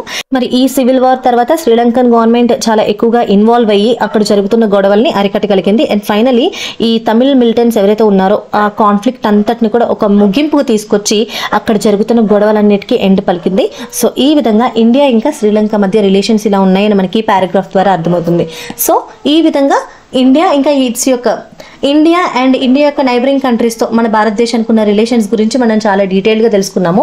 ఈ లెసన్ అంతా మీకు అర్థమైంది అనుకుంటున్నాను. అర్థమైతే డెఫినెట్లీ ఒక లైక్ చేయండి. Now let's discuss about the question and answers. ఇప్పుడు ఈ లెసన్లో ఉన్న క్వశ్చన్ అండ్ ఆన్సర్స్ అన్ని కూడా ఒకసారి డిస్కస్ చేద్దాము. So let us look at the first question. Choose the correct answer which among the following statement about the Cold War is wrong. ఇక్కడున్న 4 స్టేట్మెంట్స్లో తప్పు ఆప్షన్ ఏంటనేది అడుగుతున్నారు. ఇక్కడ చాలామంది కన్ఫ్యూజ్ అవుతారు. వాళ్ళు కన్ఫ్యూజ్ అయ్యి కరెక్ట్ ఆప్షన్ని పెడతారు. అలా కాదు, తప్పు ఏంటని అడుగుతున్నారు, రాంగ్ ఆప్షన్ ఏంటని అడుగుతున్నారు. యాక్చువల్లీ కోల్డ్ వార్ అంటే ఏంటి? యుఎస్ ఇంకా యుఎస్ఎస్ఆర్కి మధ్య ఉన్న శత్రుత్వం, లేదా యుఎస్ఏ ఇంకా యుఎస్ఎస్ఆర్ డైరెక్ట్ వార్లో ఎంగేజ్ అయ్యింది. ట్రిగరింగ్ ఆఫ్ ఆర్మ్స్ రేజ్, ఒకరి మధ్య ఒకరికి ఉన్న ద్వేషాల వల్ల వాళ్ళ మధ్య ఈ ఆర్మ్స్ వెపన్స్ని స్టోర్ చేసుకోవడం అనేది ఎక్కువగా జరుగుతూ వచ్చింది, ఒక రేస్ లాగా జరుగుతూ వచ్చింది. వాళ్ళ యొక్క ఐడియాలజీస్ పరంగా కూడా వాళ్ళకి ఒక వార్ అనేది నడుస్తుంది. ఓకే, అంటే అది ఇండైరెక్ట్ వార్ అనమాట. వీళ్ళ ఐడియాలజీ సెపరేట్, వాళ్ళ ఐడియాలజీ సెపరేట్. మరి ఇందులో రాంగ్ ఆప్షన్ ఏది? The USA and USSR engaged in a direct war. ఇది రాంగ్ ఆప్షన్, ఎందుకంటే వాళ్ళిద్దరు కూడా డైరెక్ట్ వార్లో ఎంగేజ్ అవ్వలేదు. ఇండైరెక్ట్గా ప్రాక్సీ వార్స్లోని, ఇంకా ఒకరినొకరు ద్వేషపూరితంగా రెచ్చగొట్టుకోవడంలో కానీ, లేదా అంతరిక్షంలో పోటీ పడ్డము, అంటే లైక్ స్పేస్ యాక్టివిటీస్లో పోటీ పడుతూ ఉండడము, వెపన్స్ని కొత్త కొత్త వెపన్స్ని తయారు చేయడంలో, ప్రయోగించడంలో పోటీ పడుతూ ఉండడము, ఇలాంటివన్నీ ఇండైరెక్ట్ వార్కి లీడ్ చేసే, ఇండైరెక్ట్ అంటే వార్కి లీడ్ చేసే ఇండైరెక్ట్ థింగ్స్ అన్ని చేస్తూ వచ్చారు. డైరెక్ట్గా ఇద్దరు వార్లోకి దిగలేదు. So this will be the wrong one. Next, who among the following is not involved in west Asian crisis. ఇందులో వెస్ట్ ఏషియన్ క్రైసిస్ అంటే వెస్ట్ కంట్రీస్లో, వెస్ట్ ఏషియన్ కంట్రీస్ అంటే మిడిల్ ఈస్టర్న్ కంట్రీస్లో క్రైసిస్ వచ్చినప్పుడు ఏ కంట్రీ ఇన్వాల్వ్ అవ్వలేదు అనేది question. Indonesia involve అవ్వలేదు. Next, what was the nature of shift in power in the world after second world war. Second world war తర్వాత power ఏ విధంగా shift అయింది అనేది అడుగుతున్నారు, చూద్దాం.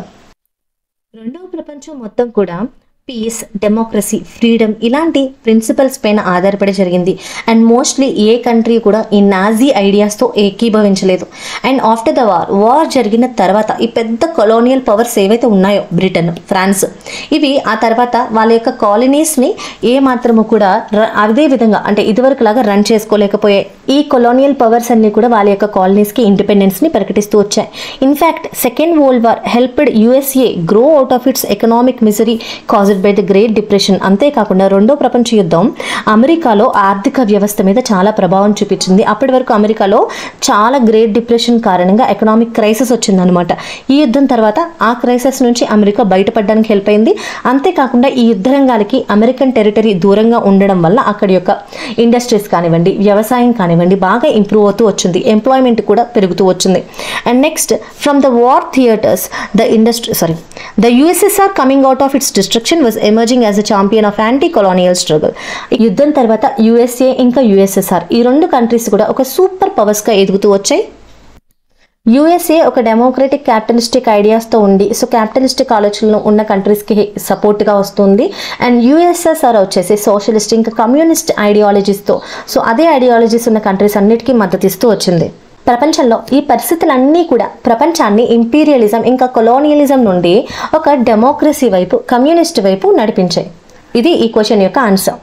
Next, what are the different roles done by United Nations in order to build peace in the world. ప్రపంచంలో శాంతిని నెలకొల్పడం కోసం United nations ఏ విధమైన పాత్రలను పోషిస్తుంది అనేది చూద్దాం. ఫస్ట్ ఆఫ్ ఆల్, యుఎన్కి ఒక ట్విన్ ఆబ్జెక్టివ్ ఉంది. ఏంటి ఆ ట్విన్ ఆబ్జెక్టివ్? ప్రపంచ దేశాల మధ్య శాంతిని నెలకొల్పడం. ఇంకొకటి ఏంటంటే హ్యూమన్ డెవలప్మెంట్, మానవుల యొక్క అభివృద్ధి కోసం కృషి చేయడం. And charter emphasised on the need to preserve and prevent wars. And UN ఒక చార్టర్ని ప్రిపేర్ చేసింది. దాని ప్రకారం ప్రపంచ దేశాల మధ్య పీస్ని నెలకొల్పాలి అండ్ యుద్ధాలు జరగకుండా ప్రివెంట్ చేయాలి. It recognised the autonomy of the states and promised not to interfere in any internal affairs.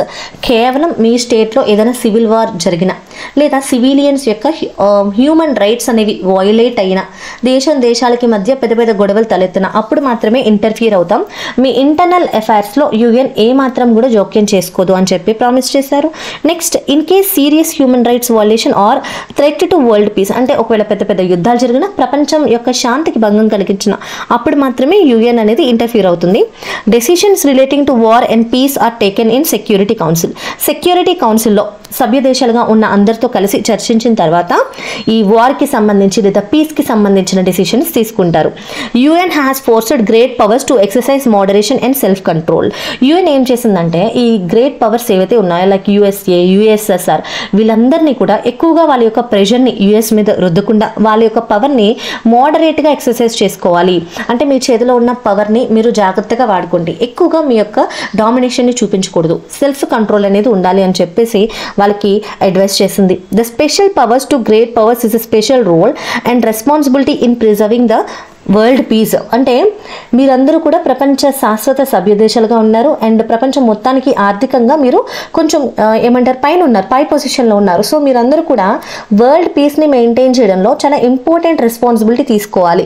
అంతేగాని డామినేట్ చేస్తూ మీ యొక్క ఆలోచనల్ని యుఎన్ మీద రుద్దుతూ ఇవన్నీ కూడా ఒక వార్ని ప్రోత్సహించే విధంగా ఉండకూడదు. మీరు వరల్డ్ పీస్ని ప్రిజర్వ్ చేయడంలో ఒక పెద్ద బాధ్యత తీసుకోవాలి అని అడ్వకేట్ చేసింది. US has been less successful in preventing wars. కానీ హౌవెవర్ చాలా కొన్ని విషయాల్లో యుఎస్ రెస్పాన్సిబుల్గా వ్యవహరించినప్పటికీ దాని యొక్క ప్రధాన కర్తవ్యం ఏంటి, ప్రపంచ దేశాల మధ్య యుద్ధాలు నాపడం. కానీ అందులో మటుకు సక్సెస్ఫుల్ అవ్వలేదని మనకి చాలా క్లియర్గా తెలుస్తుంది. ఈవెన్ మీ టైంలో మీరు కూడా నియర్గా టీవీలో చాలాసార్లు ఇప్పటికీ కూడా జరుగుతున్న వార్స్ గురించి చూస్తూనే ఉన్నారు. అది మనకి ఒక biggest example. This is about this answer. Next, given the idea of democracy do you think a few countries should have special powers in making the decision? ఇక్కడ ద ఐడియా ఆఫ్ డెమోక్రసీ ప్రజాస్వామ్యం యొక్క idea ప్రకారం ఆలోచించి చూస్తే కొన్ని కంట్రీస్కి మాత్రమే decisions తీసుకునే స్పెషల్ పవర్స్ ఇవ్వడం అనేది కరెక్ట్ అని మీరు అనుకుంటున్నారా అనేది క్వశ్చన్. ఆన్సర్ ఏంటనే చూద్దాం. Given the idea of democracy also I think a few countries should have special powers in making decision. The very existence of forums like UN has afforded great powers to exercise moderation and self-control. The special powers also have given the great powers a special role and responsibility in preserving the world peace. Definitely, ఈ idea of డెమోక్రసీలో కొన్ని కంట్రీస్కి special power ఉండాలి. ఎందుకంటే వాళ్ళు అన్ని విషయాల్లో కొంచెం ప్రత్యేకంగా ఉన్నారు కాబట్టి కొన్ని విషయాలను వాళ్ళు కంట్రోల్ చేయగలుగుతారు. మోస్ట్లీ వాళ్ళ యొక్క పవర్ ఎక్కడ యూజ్ చేయబడాలి, వరల్డ్లో పీస్ని ప్రిజర్వ్ చేయడంలో అండ్ మిగతా డెవలపింగ్ లేదా అండర్ డెవలపింగ్ కంట్రీస్కి సపోర్ట్ చేయడంలో, హెల్ప్ చేయడంలో వాళ్ళు స్పెషల్ రోల్ని ప్లే చేస్తారు. వాళ్ళ రెస్పాన్సిబిలిటీ తీసుకోవాలి అని చెప్తున్నారు. అంతేకాకుండా at times the power may be used to block any action against them. Sometimes these powers save many countries and territories of their. As all 4 permanent members intended to annex Kashmir to Pakistan, Russia used veto power to stop it and did favor to India. అంటే ఇక్కడ special powers ఉండడం వల్ల లాభం ఏంటి అనేది మనకి ఈ example ద్వారా అర్థమవుతుంది. ఎప్పుడైతే యుఎన్లో పాకిస్తాన్ ఇంకా ఇండియా డిస్ప్యూట్ యుఎన్ ముందుకు వచ్చిందో కాశ్మీర్ కోసం జరుగుతున్న గొడవ, అప్పుడు యుఎన్లో పర్మనెంట్ మెంబర్స్గా బిగ్ స్పెషల్ పవర్స్గా 5 కంట్రీస్ ఉన్నాయి కదా, వాళ్ళకు ఒక స్పెషల్ పవర్ ఉంటుంది, వీటో పవర్ ఉంటుంది అని మనం బిఫోర్ పారాగ్రాఫ్స్లో నేర్చుకున్నాం కదా. అంటే ఏంటి, ఏదైనా డెసిషన్ యుఎన్ సభ్య దేశాలన్నీ కలిసి తీసుకున్న ఒక డెసిషన్ ఈ పర్మనెంట్ మెంబర్స్కి, ఈ వీటో పవర్స్ ఉన్న కంట్రీస్కి నచ్చకపోతే వాళ్ళు దాన్ని డీనే చేయొచ్చు, తిరస్కరించవచ్చు. సో ఇక్కడ అదే ఎగ్జాంపుల్ ఉంది. ఈ పాకిస్తాన్ అండ్ ఇండియా ఇష్యూ వచ్చినప్పుడు సో యుఎన్లో చాలామంది పాకిస్తాన్కి సపోర్ట్ చేస్తూ కాశ్మీర్ పాకిస్తాన్లో ఎనెక్స్ అవ్వాలని చెప్పినప్పుడు రష్యా మాత్రం ఇండియాకి సపోర్ట్గా ఉండి తన యొక్క వీటో పవర్ని యూజ్ చేసుకుని దాన్ని స్టాప్ చేయగలిగింది. సో ఈ విధంగా మనకి ఫేవర్ చేసింది అని మనకి దీని ద్వారా అర్థమవుతుంది. నెక్స్ట్ క్వశ్చన్ చూద్దాం. How are the super powers benefited by military alliances? ఇది కూడా మనం ఇందాక ఆల్రెడీ నేర్చుకున్నాము. ప్రతి దేశంలో కూడా మిలిటరీ అలియన్సెస్ అంటే సైనిక కూటములు అనేవి ఏర్పరచుకున్నారు. దానివల్ల సూపర్ పవర్స్ ఈ పెద్ద నేషన్స్కి జరిగిన బెనిఫిట్ ఏంటి? ఫస్ట్లీ సూపర్ పవర్స్ వాళ్ళ దగ్గర ఈ మిలిటరీ అలియన్సెస్ ఉండడం వల్ల చాలా స్ట్రెంగ్తన్ అయ్యారు, చాలా శక్తివంతంగా తయారయ్యారు. వాళ్ళు they maintain constraint relationship acting as a deterrent on each other. ఒకరితో ఒకరు ఒక కన్స్ట్రెంట్ రిలేషన్షిప్ని మెయింటైన్ చేయగలిగారు. వేరే కంట్రీ వాళ్ళ మీద దాడి చేసినా సరే వాళ్ళు రెడీగా ఉండగలిగారు డిఫెండ్ చేసుకోవడానికి. With alliances they expanded their influence, they gained access to vital resources like oil and minerals. వాళ్ళకున్న సూపర్ పవర్స్ ద్వారా ఈ మిలిటరీ అలియన్స్ ద్వారా ఆయిల్ రిసోర్సెస్ మీద, మినరల్ రిసోర్సెస్ మీద యాక్సెస్ తెచ్చుకోగలిగారు.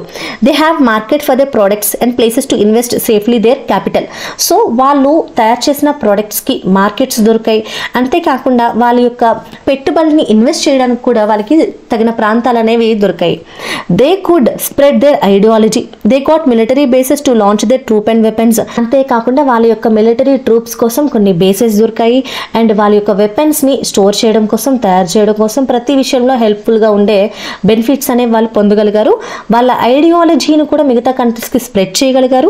They gain economic support to pay huge military expenses. ఈ alliances ద్వారా వాళ్ళకి ఎకనామిక్ సపోర్ట్ కూడా వచ్చింది. దీని ద్వారా వాళ్ళు మిలిటరీ ఎక్స్పెన్సెస్ అన్ని కూడా పే చేయగలిగి ఎక్కువ మంది మిలిటరీని మెయింటైన్ చేయడం, లేదా కొత్త వెపన్స్ని తయారు చేయడం, లేదా కొత్త కొత్త వెపన్స్ మీద ప్రయోగాలు చేయించడం, ఇవన్నీ కూడా చేయగలిగారు. ఇవన్నీ కూడా వాళ్ళు పొందిన benefits. Next, how did cold war produce arms race as well as arms control? Cold war వల్ల ఈ సూపర్ నేషన్స్ మధ్య ఆర్మ్స్ రేస్ అంటే వెపన్స్ని తయారు చేయడంలో, వెపన్స్ని నిల్వ చేయడంలో ఒక కంట్రీకి మరొక కంట్రీకి జరిగిన పోటీ ఎలాగుందో తెలుసుకుందాం. Both USSR USA spend huge amount of money to conduct research into weapons. ఇటు యుఎస్ఎస్ఆర్ అటు యుఎస్ఏ ఈ రెండు కంట్రీస్ కూడా ఒకరికన్నా గ్రేట్ అవ్వడానికి, ఒకరికన్నా ఎక్కువ పవర్ఫుల్గా మారడానికి ఎక్కువ ఈ వెపన్స్ మీద రీసెర్చ్ చేయడము, కొత్త కొత్త న్యూక్లియర్ మిసైల్స్ని కనుగొనడం, ఇలాంటి వాటివి చేస్తూ వచ్చారు. వాటి మీద వాళ్ళ యొక్క ఫండ్స్ని ఎక్కువగా ఖర్చు చేస్తూ వచ్చారు. అంతేకాకుండా న్యూక్లియర్ ఆర్మ్స్ ఇంకా మిసైల్స్ని రెడీ చేస్తూ వచ్చారు. And they could strike across the continent. They had enough nuclear arms to destroy entire earth many times over. ఇప్పటికీ మనం చూసుకుంటే వాళ్ళ దగ్గర ఉన్న మిసైల్స్ యొక్క లిస్ట్ ఎలా ఉంటుందంటే, వాళ్ళు ఒకవేళ దాడి చేశారంటే కనుక ప్రపంచం మొత్తం డిస్ట్రాయ్ అయిపోయేంత శక్తివంతమైన మిసైల్స్ వాళ్ళ దగ్గర ఉన్నాయి. గ్రాడ్యువలీ దేర్ allies, వాళ్ళ యొక్క మిత్ర రాజ్యాలు ఎవరైతే ఉన్నాయో, support countries like Britain, France, China, ఇవి కూడా న్యూక్లియర్ వెపన్స్ అనేవి చాలా పెద్ద ఎత్తున రెడీగా చేసి పెట్టుకున్నాయి. People of all countries lived in a constant fear and war. అంటే అన్ని దేశాల్లో ఉన్న ప్రజలందరూ కూడా ఎప్పుడు భయంతో గడపాల్సి వస్తుంది. ఈవెన్ ఇప్పుడు కూడా మీరు టీవీలో చూస్తే ప్రజెంట్ కూడా మనకి ఇజ్రాయెల్, పాకిస్తాన్, రష్యా, ఉక్రెయిన్ ఈ ప్లేసెస్ అన్నింటిలో యుద్ధాలు జరుగుతూ ఉన్నాయి.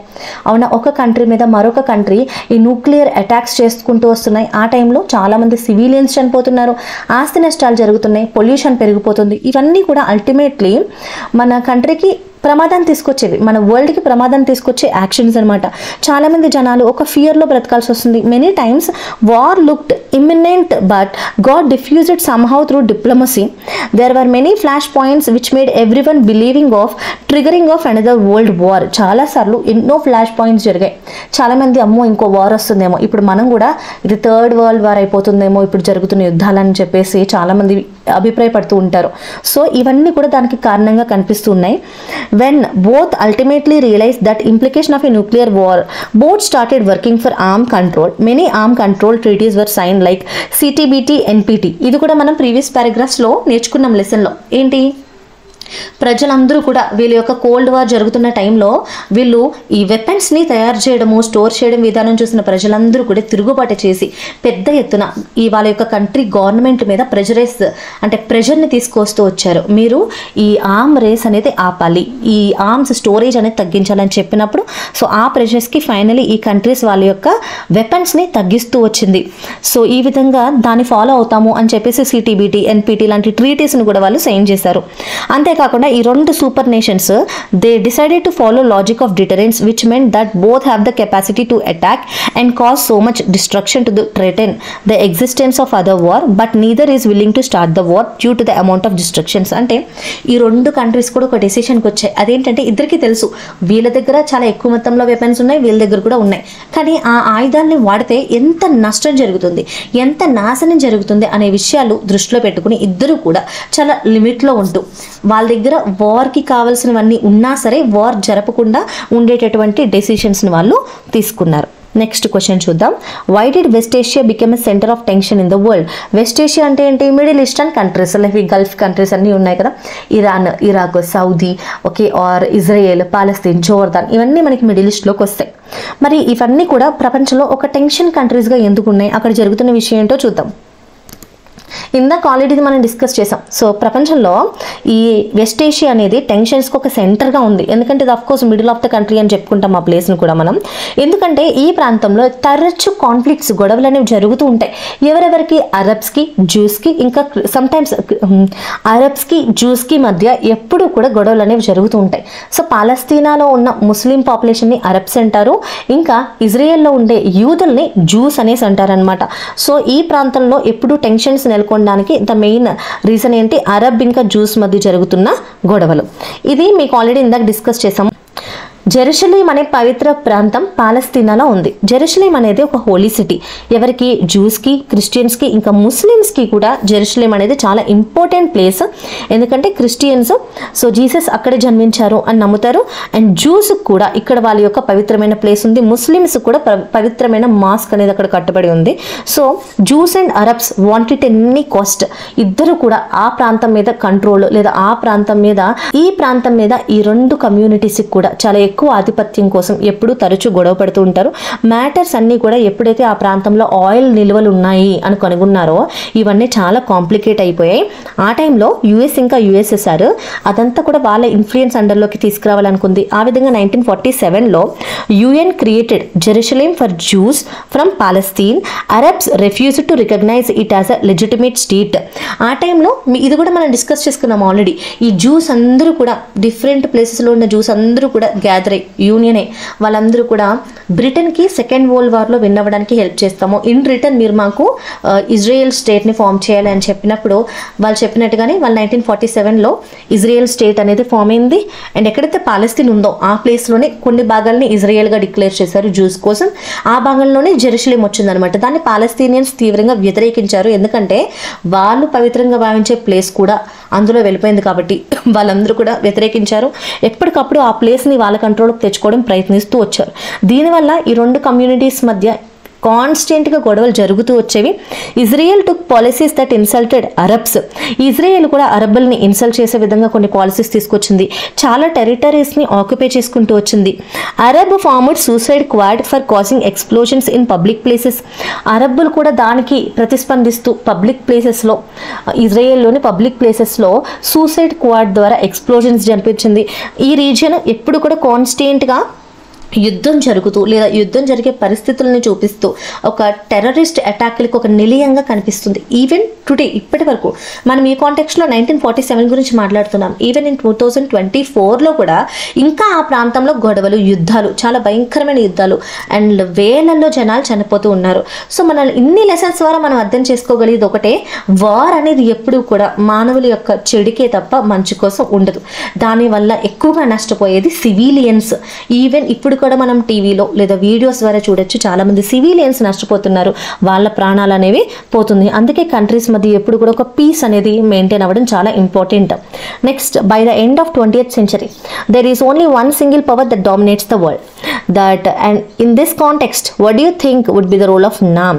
అంటే 20th century ఎండింగ్కి వచ్చేసరికి ఓన్లీ ఒక్క సింగిల్ పవర్ మాత్రమే వరల్డ్ మొత్తాన్ని డామినేట్ చేస్తుంది. ఏంటది? అండ్ అదే కాకుండా నాన్ అలైన్మెంట్ మూమెంట్ ఏదైతే ఉందో దాని యొక్క కాంటెక్స్ట్ ఇప్పుడు ఎలా ఉంది అనేది అడుగుతున్నారు. అది చూద్దాం. ఇప్పుడు కరెంట్ సినారియోలో చూస్తే ఇప్పుడు యుఎస్ఏ ప్రపంచం మొత్తానికి ఒక సుపీరియర్గా ఉంది, అంటే ఒక పెద్ద సూపర్ పవర్గా కనిపిస్తుంది. అండ్ చైనా కూడా ఇప్పుడిప్పుడే యుఎస్ఏని దాటి ఒక సూపర్ పవర్గా ఎదగడానికి ప్రయత్నిస్తూ వస్తుంది. అండ్ యుఎస్కి ఒక బిగ్గెస్ట్ థ్రెట్గా కూడా చైనా కనిపిస్తుంది. అండ్ రష్యా కూడా slowly climbing back and for its joint policy of respecting anti US policy in the security council by use of veto along with China. So the NAM has in recent years often criticized USA while backing self-determination of Puerto Rico and Western Sahara. It can play a strong role in devising methods to foster cooperation among these nations. ఈ కాంటెక్స్ట్లో Russia కూడా తన యొక్క శక్తిని మళ్ళీ revive చేసుకోవడానికి try చేస్తుంది. చైనాతో కలిసి యుఎన్ సెక్యూరిటీ కౌన్సిల్లో తన యొక్క వీటో పవర్ని యూజ్ చేసుకుని మళ్ళీ శక్తివంతంగా మారడానికి ట్రై చేస్తుంది. అంతేకాకుండా నాన్ అలైన్మెంట్ మూమెంట్ నామ్ ఏదైతే ఉందో యుఎస్ఏని వ్యతిరేకిస్తూ ప్యూర్టరికా ఇంకా వెస్ట్రన్ సహారాలు యుఎస్ఏ వెనక్కి తగ్గి వాళ్ళకి ఒక ఇండిపెండెంట్ సోవరెన్ అటానమస్ రూల్ ఇవ్వాలని చెప్పేసి వాళ్ళకి సపోర్ట్గా నిలిచింది. నామ్ అనేది ఈ దేశాల మధ్య కోఆపరేషన్ ఉండడానికి రకరకాల పాలసీస్ని ముందుకు తీసుకొస్తూ ఉంది. ముఖ్యంగా నామ్ చాలా సభ్య దేశాల్లో మెంబర్ కంట్రీస్లో మానవ హక్కులు ఉల్లంఘించబడకుండా హ్యూమన్ రైట్స్ని ప్రొటెక్ట్ చేసే రెస్పాన్సిబిలిటీ చాలా డెడికేటెడ్గా తీసుకుంది. పాలస్తీనా, సొమాలియా ఇంకా సూడాన్ మధ్య జరుగుతున్న ఇష్యూస్, కాన్ఫ్లిక్ట్స్ మధ్య నామ్ ఒక పెద్ద సమస్యని లాంగ్ లాస్టింగ్ సొల్యూషన్ని తీసుకురావడంలో చాలా హెల్ప్ చేసింది. సూపర్ పవర్స్ ఎవరైతే ఉంటారో వాళ్ళ ఇంటర్ఫీరెన్స్ ఎక్కువగా లేకుండా సో ఈ కంట్రీస్ మధ్య శాంతిని నెలకొల్పడంలో ప్రయత్నించింది. This NAM exist and will continue to exist as a strong organization to reckon with. సో ఈ విధంగా నాన్ అలైన్మెంట్ మూమెంట్ నామ్ ఏదైతే ఉందో అది ఒక బలమైన ఆర్గనైజేషన్గా ఇప్పటికీ కొనసాగుతూనే ఉంది. అండ్ ప్రపంచవ్యాప్తంగా ఫ్రీడమ్ కోసం, ఇంటర్నేషనల్ జస్టిస్ కోసం, అంతేకాకుండా పీస్ కోసం పోరాటం చేస్తూ వాటి కోసం చాలా రెస్పాన్సిబిలిటీ తీసుకుని భవిష్యత్తులో కూడా ఒక ప్రభావవంతమైన సంస్థగా, ఆర్గనైజేషన్గా నామ్ అనేది నిలుస్తుంది. ఇది ఈ క్వశ్చన్ యొక్క ఆన్సర్.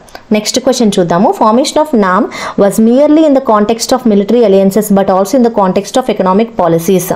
నామ్ అనేది ఓన్లీ మిలిటరీ అలయన్సెస్ అనే కాంటెక్స్ట్లో ఏర్పడింది.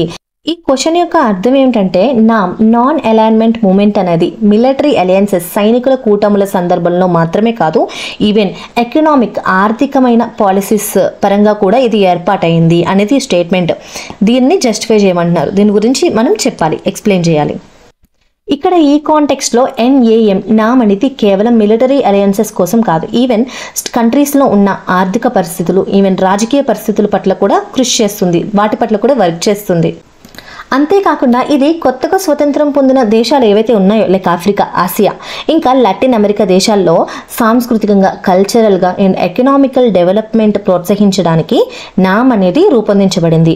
అండ్ దీని యొక్క మెయిన్ ఆబ్జెక్టివ్ ఏంటి? కొత్తగా స్వతంత్రం పొందిన దేశాలు తమ యొక్క సొంత ఎకనామిక్ విధానాలని రూపుదిద్దుకోవడానికి అవకాశాలు అనేవి కల్పిస్తుంది నామ్.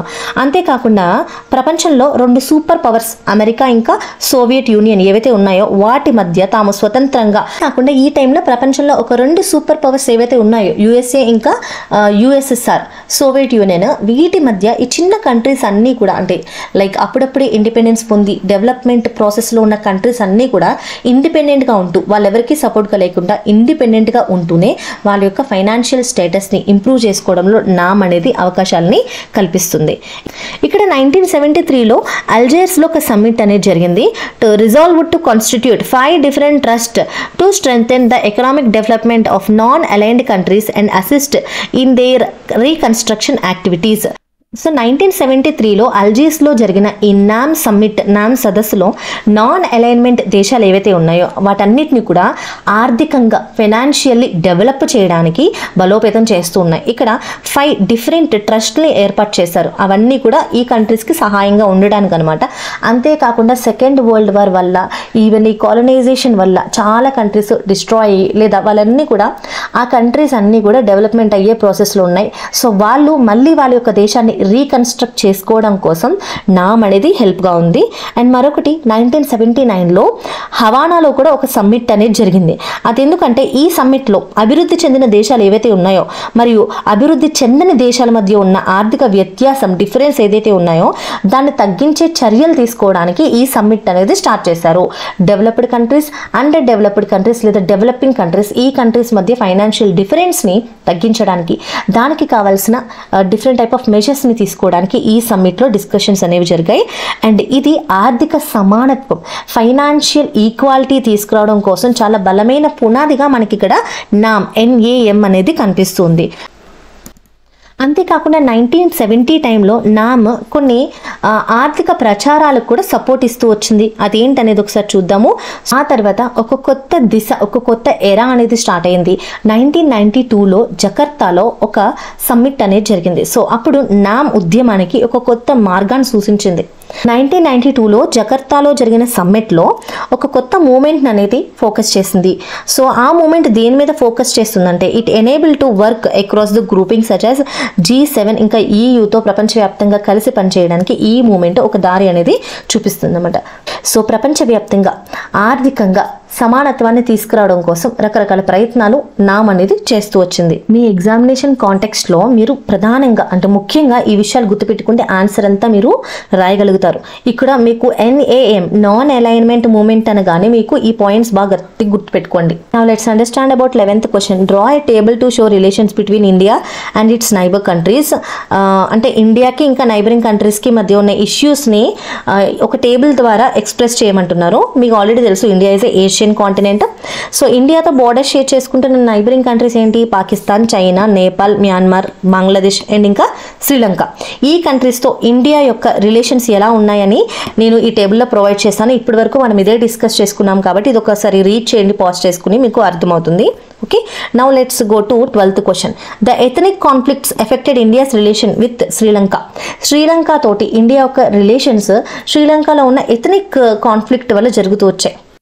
ఇది కూడా మనం ఇందాక లాస్ట్ పేరాలో డిస్కస్ చేసుకున్నాము. ఒకసారి అది గుర్తు తెచ్చుకోండి. ఇదంతా ఒకసారి చదవండి, మీకు అర్థమవుతుంది. Next let us understand about 13th question. Locate the following on the map of world. ఇవన్నీ కూడా మీరు వరల్డ్ మ్యాప్లో లొకేట్ చేయాలి. పాజ్ చేసుకుని ఖచ్చితంగా చూడండి. మ్యాప్ పాయింటింగ్ మీకు ద బెస్ట్ స్కోరింగ్ అనమాట. సో ఇప్పుడే మీరు ఈ ప్రాంతాలు గుర్తుపెట్టుకుంటే ఇవి మీకు బాగా గుర్తుంటాయి. తర్వాత నేను మ్యాప్ రివిజన్ వీడియోస్ చేసినప్పుడు మీరు ఈజీగా లొకేట్ చేయగలుగుతారు. సో పోలాండ్ ఎక్కడుంది చూద్దామా. పోలాండ్ ఏ కదా. సో ఇక్కడ ఏ కనిపిస్తుందా? This is Poland. ఓకే, ఈ లొకేషన్ పోలాండ్. నెక్స్ట్ బి ఏంటి? Next USSR. ఇక్కడ బి అని మార్క్ చేశాను చూడండి, ఇదంతా కూడా USSR, united soviet socialist Russia. Next Vietnam. Vietnam ఎక్కడుంది చూడండి, సి. ఇది ఇండియాకి ఈస్ట్ వైపున ఉన్న ఈ కంట్రీయే Vietnam. This is Vietnam. Okay, next Spain, D. This is Spain. Latin America అంటే సౌత్ అమెరికాలో ఇక్కడ మార్క్ చేసింది చూడండి, ఇదే లాటిన్ అమెరికా. ఈ ఎల్లో కలర్లో ఉన్నదంతా కూడా లాటిన్ అమెరికా అని పిలుస్తారు. ఈ ఎల్లో కలర్లో మార్క్ చేసి ఉన్న ప్రాంతం అంతా కూడా లాటిన్ అమెరికాగా పిలువబడుతుంది. ఆఫ్ఘనిస్తాన్, ఇది ఆఫ్ఘనిస్తాన్. This is Afghanistan. పాకిస్తాన్ కన్నా పైన ఉండే ప్రాంతమే ఆఫ్ఘనిస్తాన్. ఒకసారి నేను జూమ్ చేశాను చూడండి, మీరు కూడా పాజ్ చేసుకుని ఈ ప్లేసెస్ అన్ని ఒకసారి ప్రాక్టీస్ చేయండి.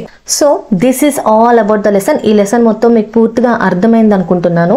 ఈ చాలా పెద్ద పెద్ద లెసన్స్, నేను చాలా ఓపిక్గా లెసన్ మొత్తం లైన్ టు లైన్ ఎక్స్ప్లెయిన్ చేస్తున్నాను. So it will help you in your public examinations. ఈ వీడియో మీకు యూజ్ అయ్యి ఉంటే డెఫినెట్గా లైక్ చేయండి, మీ ఫ్రెండ్స్తో పక్కా షేర్ చేయండి, అండ్ నా రెస్ట్ ఆఫ్ ద వీడియోస్ని కూడా ఒకసారి విజిట్ చేయండి. Thank you for watching. Please like, share and subscribe to my channel.